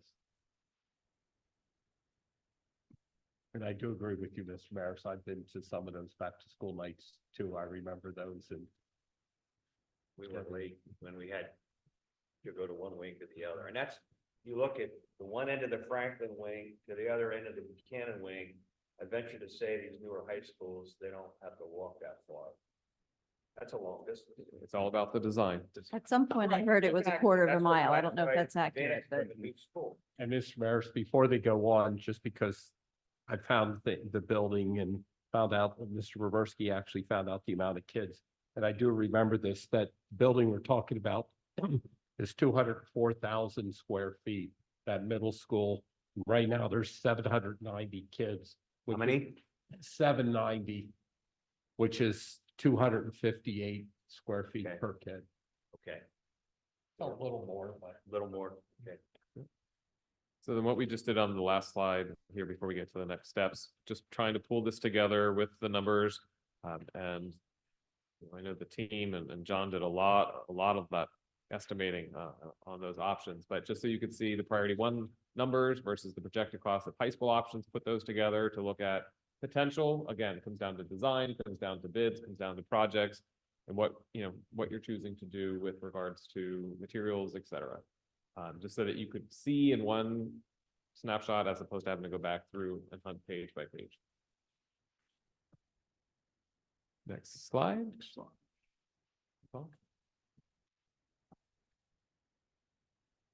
Into the next slide. So in terms of next steps, we are going to bring this back for discussion at the February Buildings and Grounds meeting to talk about the options. It's a lot of information to, digest in one night. So we're going to talk about it then. We're also going to talk about some of the financial options, and Raymond James will be on site to talk about borrowing and what that looks for us in terms of our debt load and tax increase and building in the millage. They're already working on that for us. And then other items for consideration, depending on what is chosen, for the high school, looking at doing an RFP for architect services. And then working out the project development plans for K-8 and all the other 1s and 2s that have been identified. And then lastly, once we have a plan in place, we're going to need to go out and do community meetings and explain to the community what it is we're doing, why, and really what the cost is going to be, because we're going to need support there as well. So. And my guess is there's going to be maybe a board retreat or some significant interaction with the board and administration before we ever go out to the community with the proposed options. It's going to probably be a 3 to 6 month process, correct? Yeah, I mean, we would need to have this fully fleshed out before we start sharing it. Any other questions or anything for the Fidevia team or the administration? Just to add one thing, last week I was with Mr. Boberski with Student Council, and I was also with Mr. Hoffman. We did a pilot project things, and I was in LPC and we were in second grade, but the one room I was in, they were side by side, and I know we're replacing the boilers in there, but the one room, just things where it comes up with priorities. One room I went in there, it was a cold day, but it wasn't that terribly cold, but it was so hot in there, the teacher had to have one of the windows open too, and it was extremely hot in there. And when Mr. Boberski and I were meeting with student council, much in a situation like this, the room we were in, the heating system was running, the fan was running, and kids were allowed to ask us questions. And they asked Mr. Boberski a question, and we were at the front of the room, similar to where we are now, and couldn't hear the question. He had to walk to the back of the room, and I'm thinking, okay, how do you teach a class when that's going on and those type things? And the other thing I point out, if I remember, with the prototypes, even if we would decide to expand upon them, they don't have the mechanical or the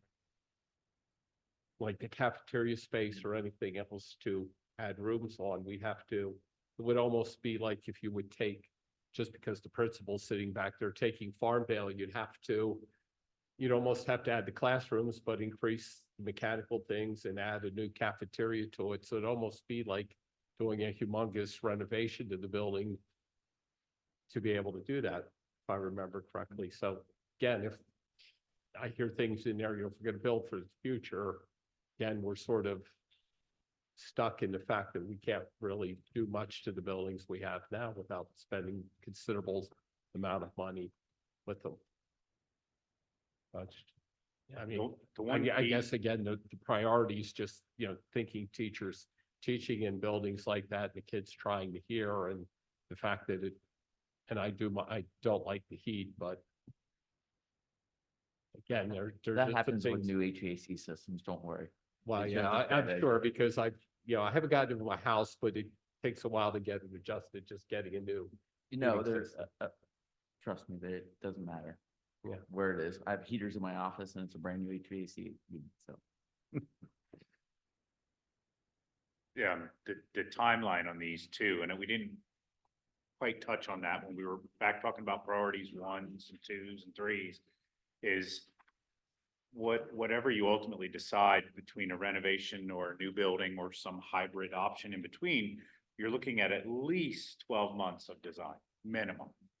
And then you're looking at 26 to 36 months of construction. So when we're thinking priority twos are, and we've talked about this a lot ourselves, oh, they're 3 to 4 years down the road. If you decide right now, you're 4 years from now, give or take, until you have a completed high school. Thank you for saying that, because I wanted to say that, but then everyone was gonna get mad I at mean, me. it's I feel the like you're negative. reality I of- think we need to like Yeah, move with whatever the basics are and then deal with the little stuff later, because we're just losing time. Like when you say it like that, that's 4 years out. it's a We're already process. past the Yeah. level 4, whatever. So then you're right, otherwise your priority threes are now ones at that point, 4 years from now or 5 years from now. I'd add one thing, Mr. Nanada, when you and I were in high school, we didn't have air conditioning, so in September and May, we were sweating, but we were tougher than younger kids. I taught in a building that had no air conditioning. So I walked 2 miles to school in Brooklyn, so, you know. uphill both ways, correct? But that's not what we want for our students, right? So, all right. And we also went to school in snow days like today. Yeah. Thank you guys for your time. Dan, Maddie, John, Chris, thank you. Thank you for having us. We'll be in touch. talk to you soon. We're here to support Thank you. you. Thank you. Thanks for. All right, the last thing that I have, the draft of the 24-25 calendar. You have access to, we will be making this public tomorrow. It is a draft, so we'd be looking for approval in March. It is important to note that based on how the calendar falls, school will not be able to be ending before Memorial Day. That has happened the last couple of years. And so as we looked at that and recognizing it, we also tried to build in some additional time throughout the school year. As I've had conversations in different groups, that's something that continues to surface. How do we continue to find ways for schools and families to have the time that they need without drastically impacting or negatively affecting the schooling? So we worked through a bunch of options. So this is what we have and are bringing forward. Just ask that you look at it. If you have any questions, please don't hesitate to reach out to me. But we would be looking for a March approval. And with that, other than the enrollment report and the calendar of events for upcoming meetings, that concludes the superintendent's report. Thank you. Moving on, there's nothing for the president's report, so we'll go on to the representative and adjunct reports. Mr. Keener what's that? Come back to Mr. Keener. Mr. Maris is not here either for IU. Mrs. Brady, this is going to jump down fast, but we're going to move on to you. Thank you. Yeah, so on January 24th, Mr. Wagner and I attended the board meeting of the rec center. That was the first meeting there for me, a new member on that board. It was their reorganizational meeting at which we voted on new at-large board members that were added to their committee as well.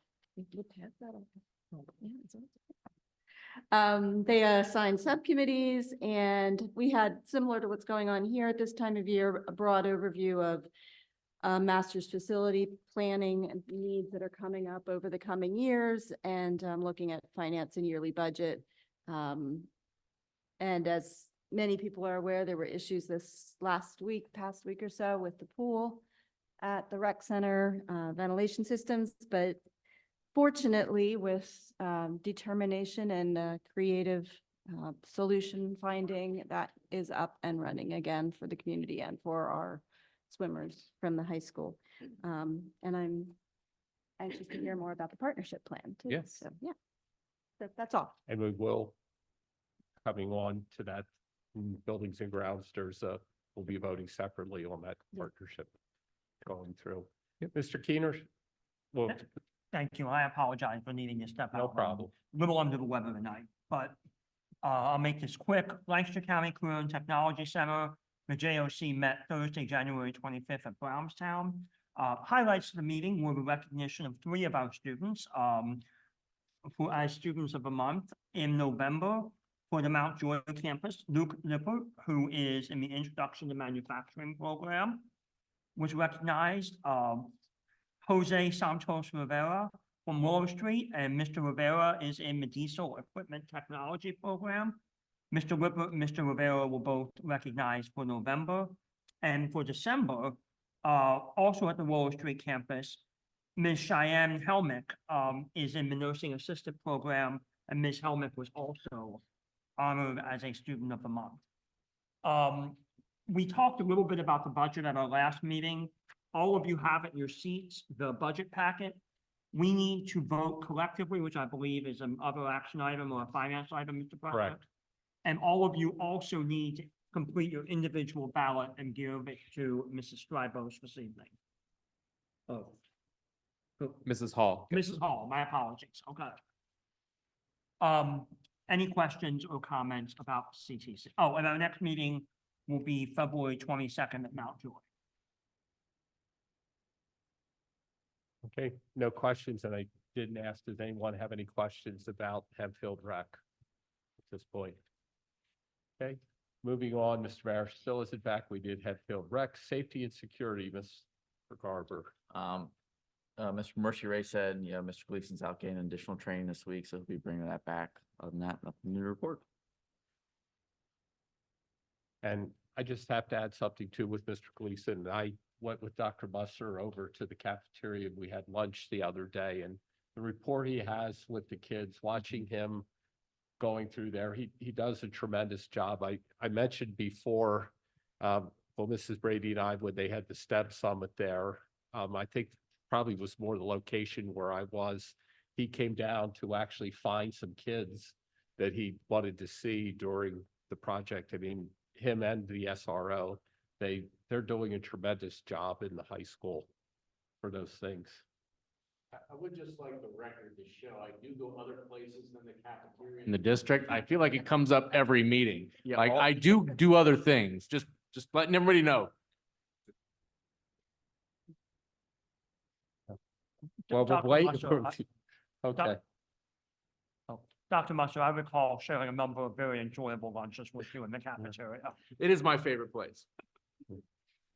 Okay, moving on, PSBA, is that for me? Nothing, just that stuff is coming up in the action items tonight. Right, we're gonna vote for the, it's not a policy, but well, yeah, it is a policy to approve board decor for the things with it, first reading. Okay, when Mr. Maris comes back in, we'll come back to that, but we're gonna keep moving along. Standing committees.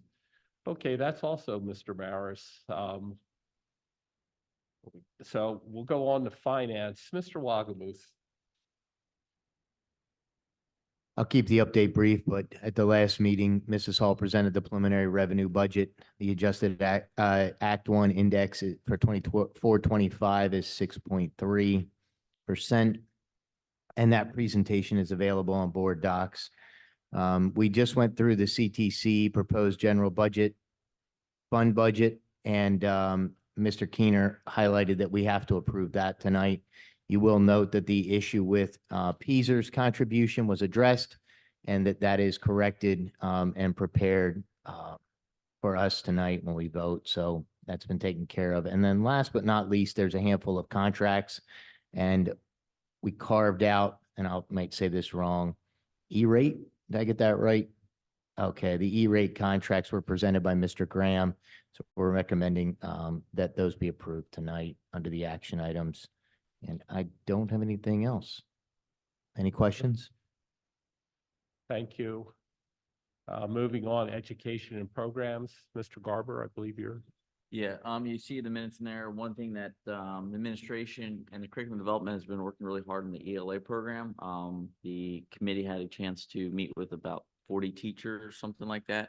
Have a couple hours to talk and understand the pilot from the pilot program. So we're going to be compiling some, as a committee, we'll be compiling some, bullet points to bring back to the board to go through that as we move forward. Any questions? Thank you. She's coming. She's on the way. Okay. Because basically we're up to personnel and action items at this point. So these are voting items. Policy. Oh, I guess we're not up to that. I'm sorry. Policy and I'm not, Mr. Donato, I understand being skipped when I step out of the room, but not. not totally. Okay. The Policy Personnel and Legal Committee also met on January 18th. The minutes were approved earlier in this meeting. The two sort of highlights of the meeting were discussion of a sort of common sense carve out in the weapons policy to make clear that students who are using tools of the trade, i.e. chef's knives, things like that, in accordance with planned instruction, that is a carve out to the weapons policy and is now memorialized in the policy. There was also extensive discussion around various options for facilities usage, as is indicated in the minutes. The next Policy Personnel Legal Committee meeting will be this coming Thursday. A couple of sort of routine reviews of policies, including the 0 series of powers and organization of the school board, and there will be a discussion around vaping. So anyone who has thoughts on vaping and how much of an issue it is, some structure there, we're going to have a discussion around vaping on Thursday that Dr. Musser and I believe Dr. Brossman will be leading.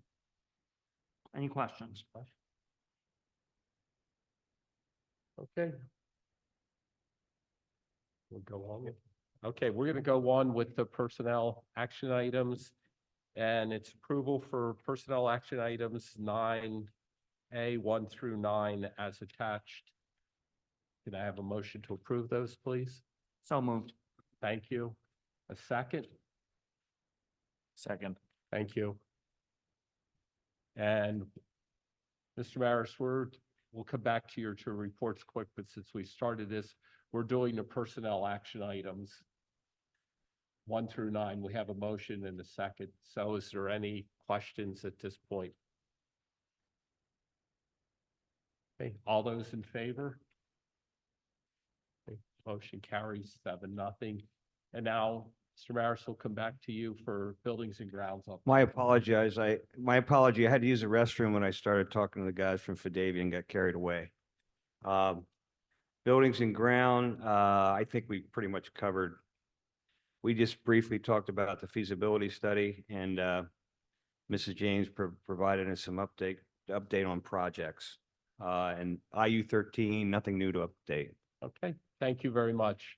Moving on to financial action items, need approval for items B through E. We'll do the CTC proposed budget separately.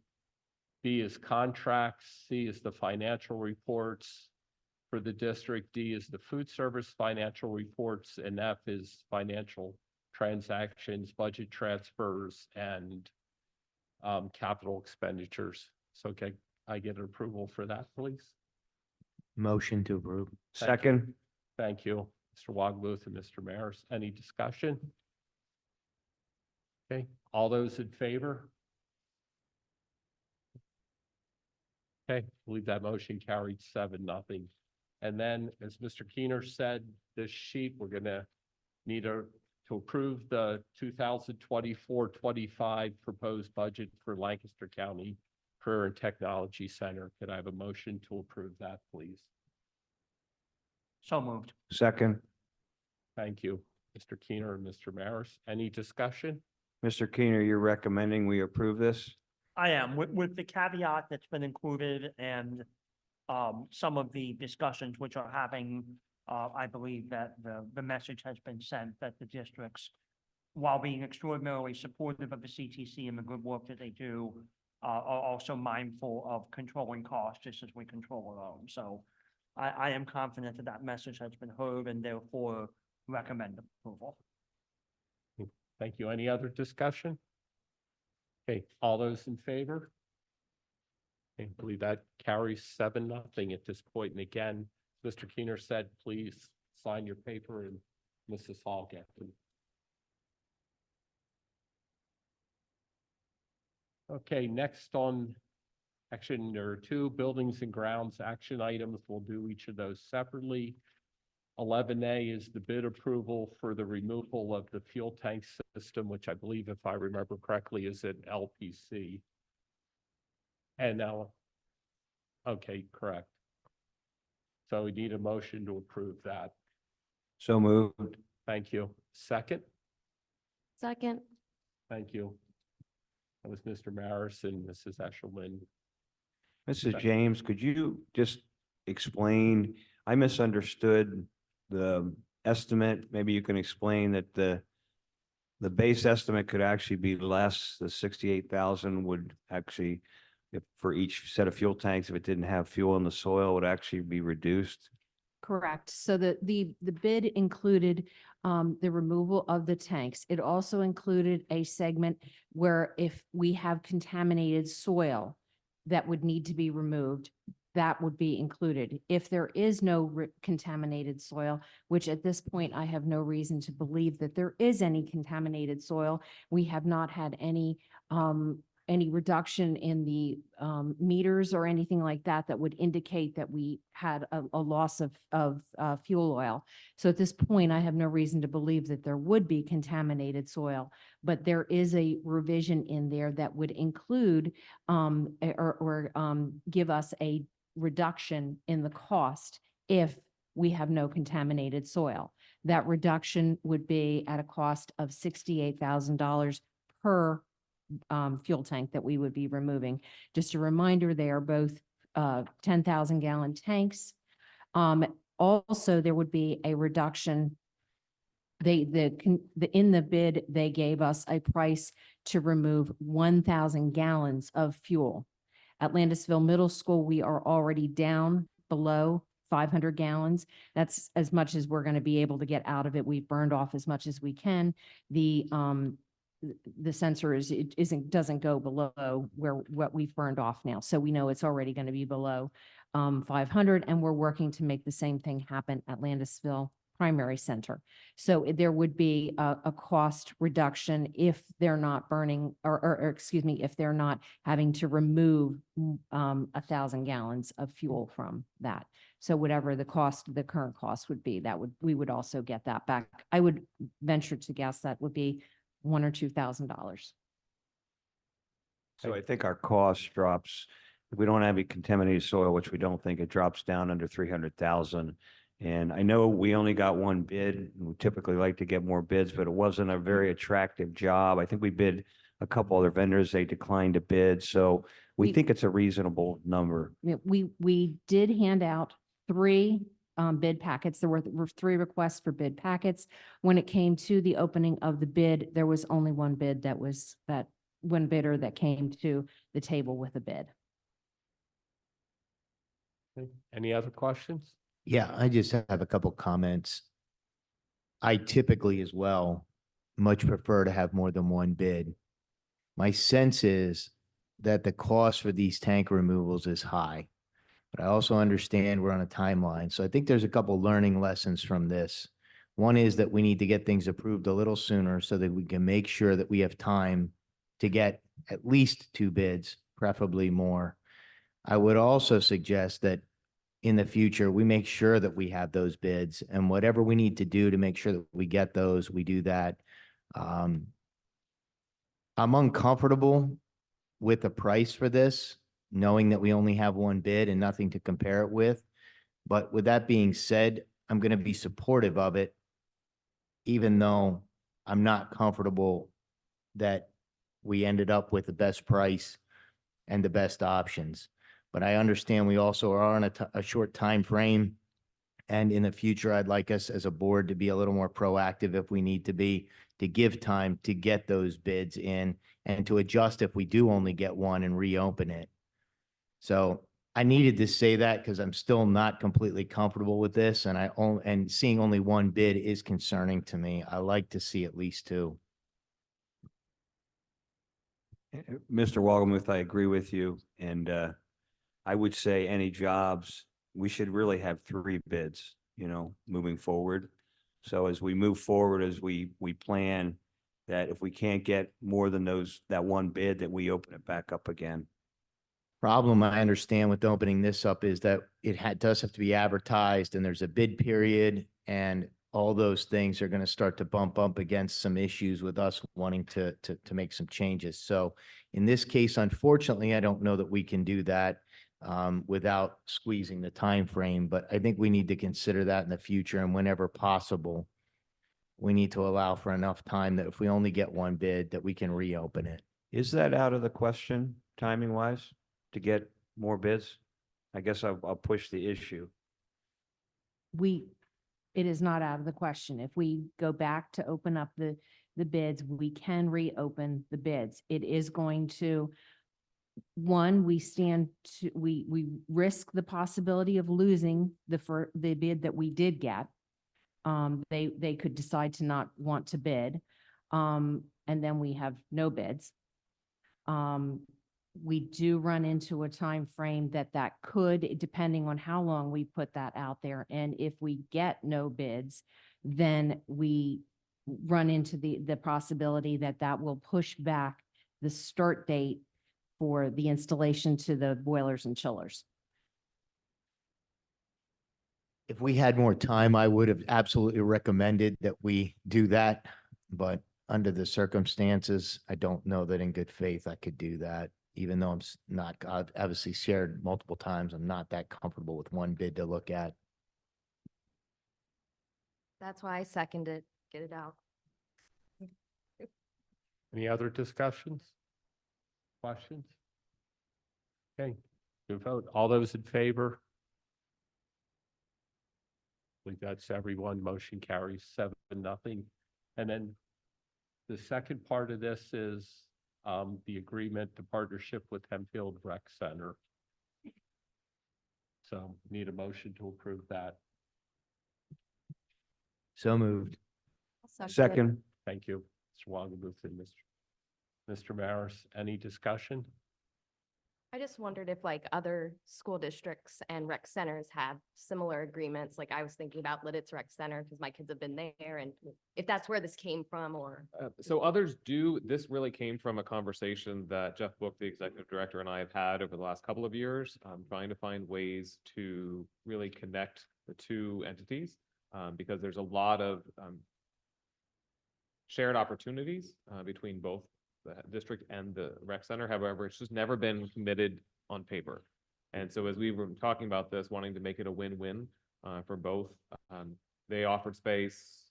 We have the opportunity for, from communicating opportunities to students in the community, them announcing, handling registration for camps and all of that, to take that off our staff. So in fact, they even offered the use of their tennis courts. Mrs. Pearson perked up there with the tennis courts for our fall and spring season for the girls and the boys teams. Better viewing for spectators. Not to say that all events will be there, but for the spring, we already have one scheduled. So Mr. Landis will work with their team to make that happen. We have the pool. There's already a separate agreement for the pool that we'll be connecting back with. But they run the before and after school care programs in our schools, and there really just hasn't been anything formalized. So this was a great collaborative partnership, and that we're really excited about. I think it makes a lot of sense. There's a lot of win-wins on both sides. Yep. And as we are both looking forward to comprehensive planning over the next 5-10 years, it makes sense to be talking to each other. Right. And nothing limits us in this agreement. It can only grow or change if we need to. Any other questions? All those in favor? Motion carries 7-0. And then other action items, approval Other action items B through E, which is the first reading of policies, first and second readings, textbooks adoptions, and the legal agreement. So need a motion to approve that, please. I'll motion. Thank you, Mrs. Brady. Second. Second. Thank you, Mr. Garber. Any questions, discussion? Yes, sir. With regard to number E, I'm going to be careful how I ask this because it is a legal agreement.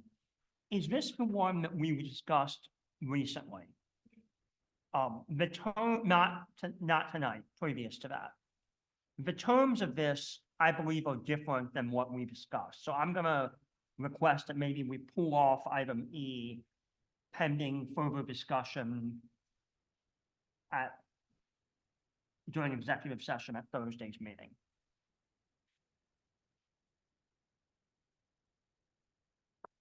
Okay, I'm sure. And that's Dr. all it's Lester? appropriate to say and. Yeah, I know, I understand. Should we could go into executive session right now to come back for the vote? That's up to you, Mr. President. Dr. From a timeline perspective, if either I'm tonight, sorry. from a timeline perspective, either tonight or if we can do something Thursday, I just need to get this executed.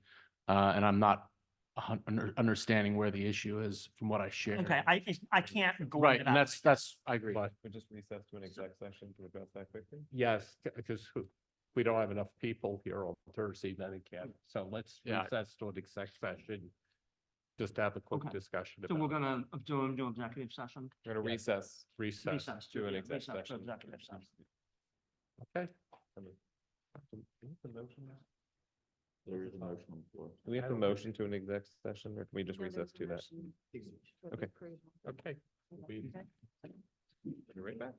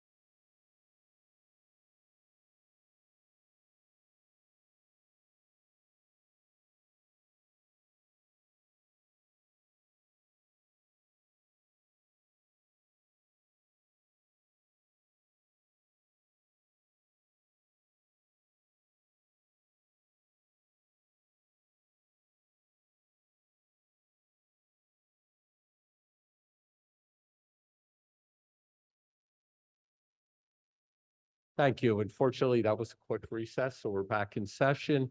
Any other questions about any of the action items before I call for the vote? Okay, with that, all those in favor? And all the items passed 7-0.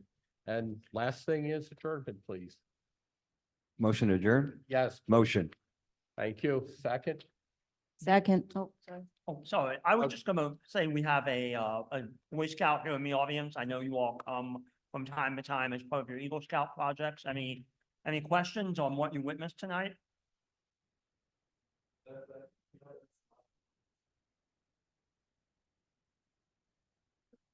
Sure, you can. Yep.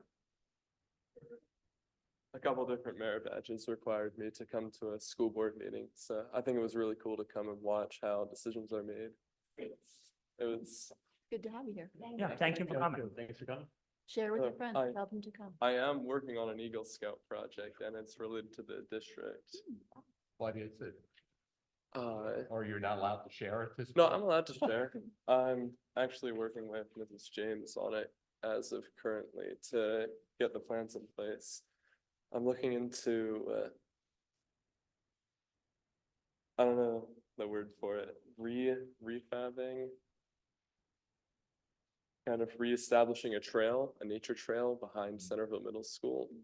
It used to be there about 2 decades ago, and it's kind of fallen into disrepair. And I think it would be a cool project to get that back up and running to allow maybe the earth science or life science classrooms to have a more hands-on way to get out of the classroom and into the field, but in a way that's close by to the school, so you don't have to like go over to Aher or out to any different location. It'll be right in your backyard. That sounds great. Thank you. Thank you. Thank you. Okay, we have a motion second. All those in favor to adjourn? Good. Motion carries 7-0 and we're adjourned. Thank you. Have a good evening.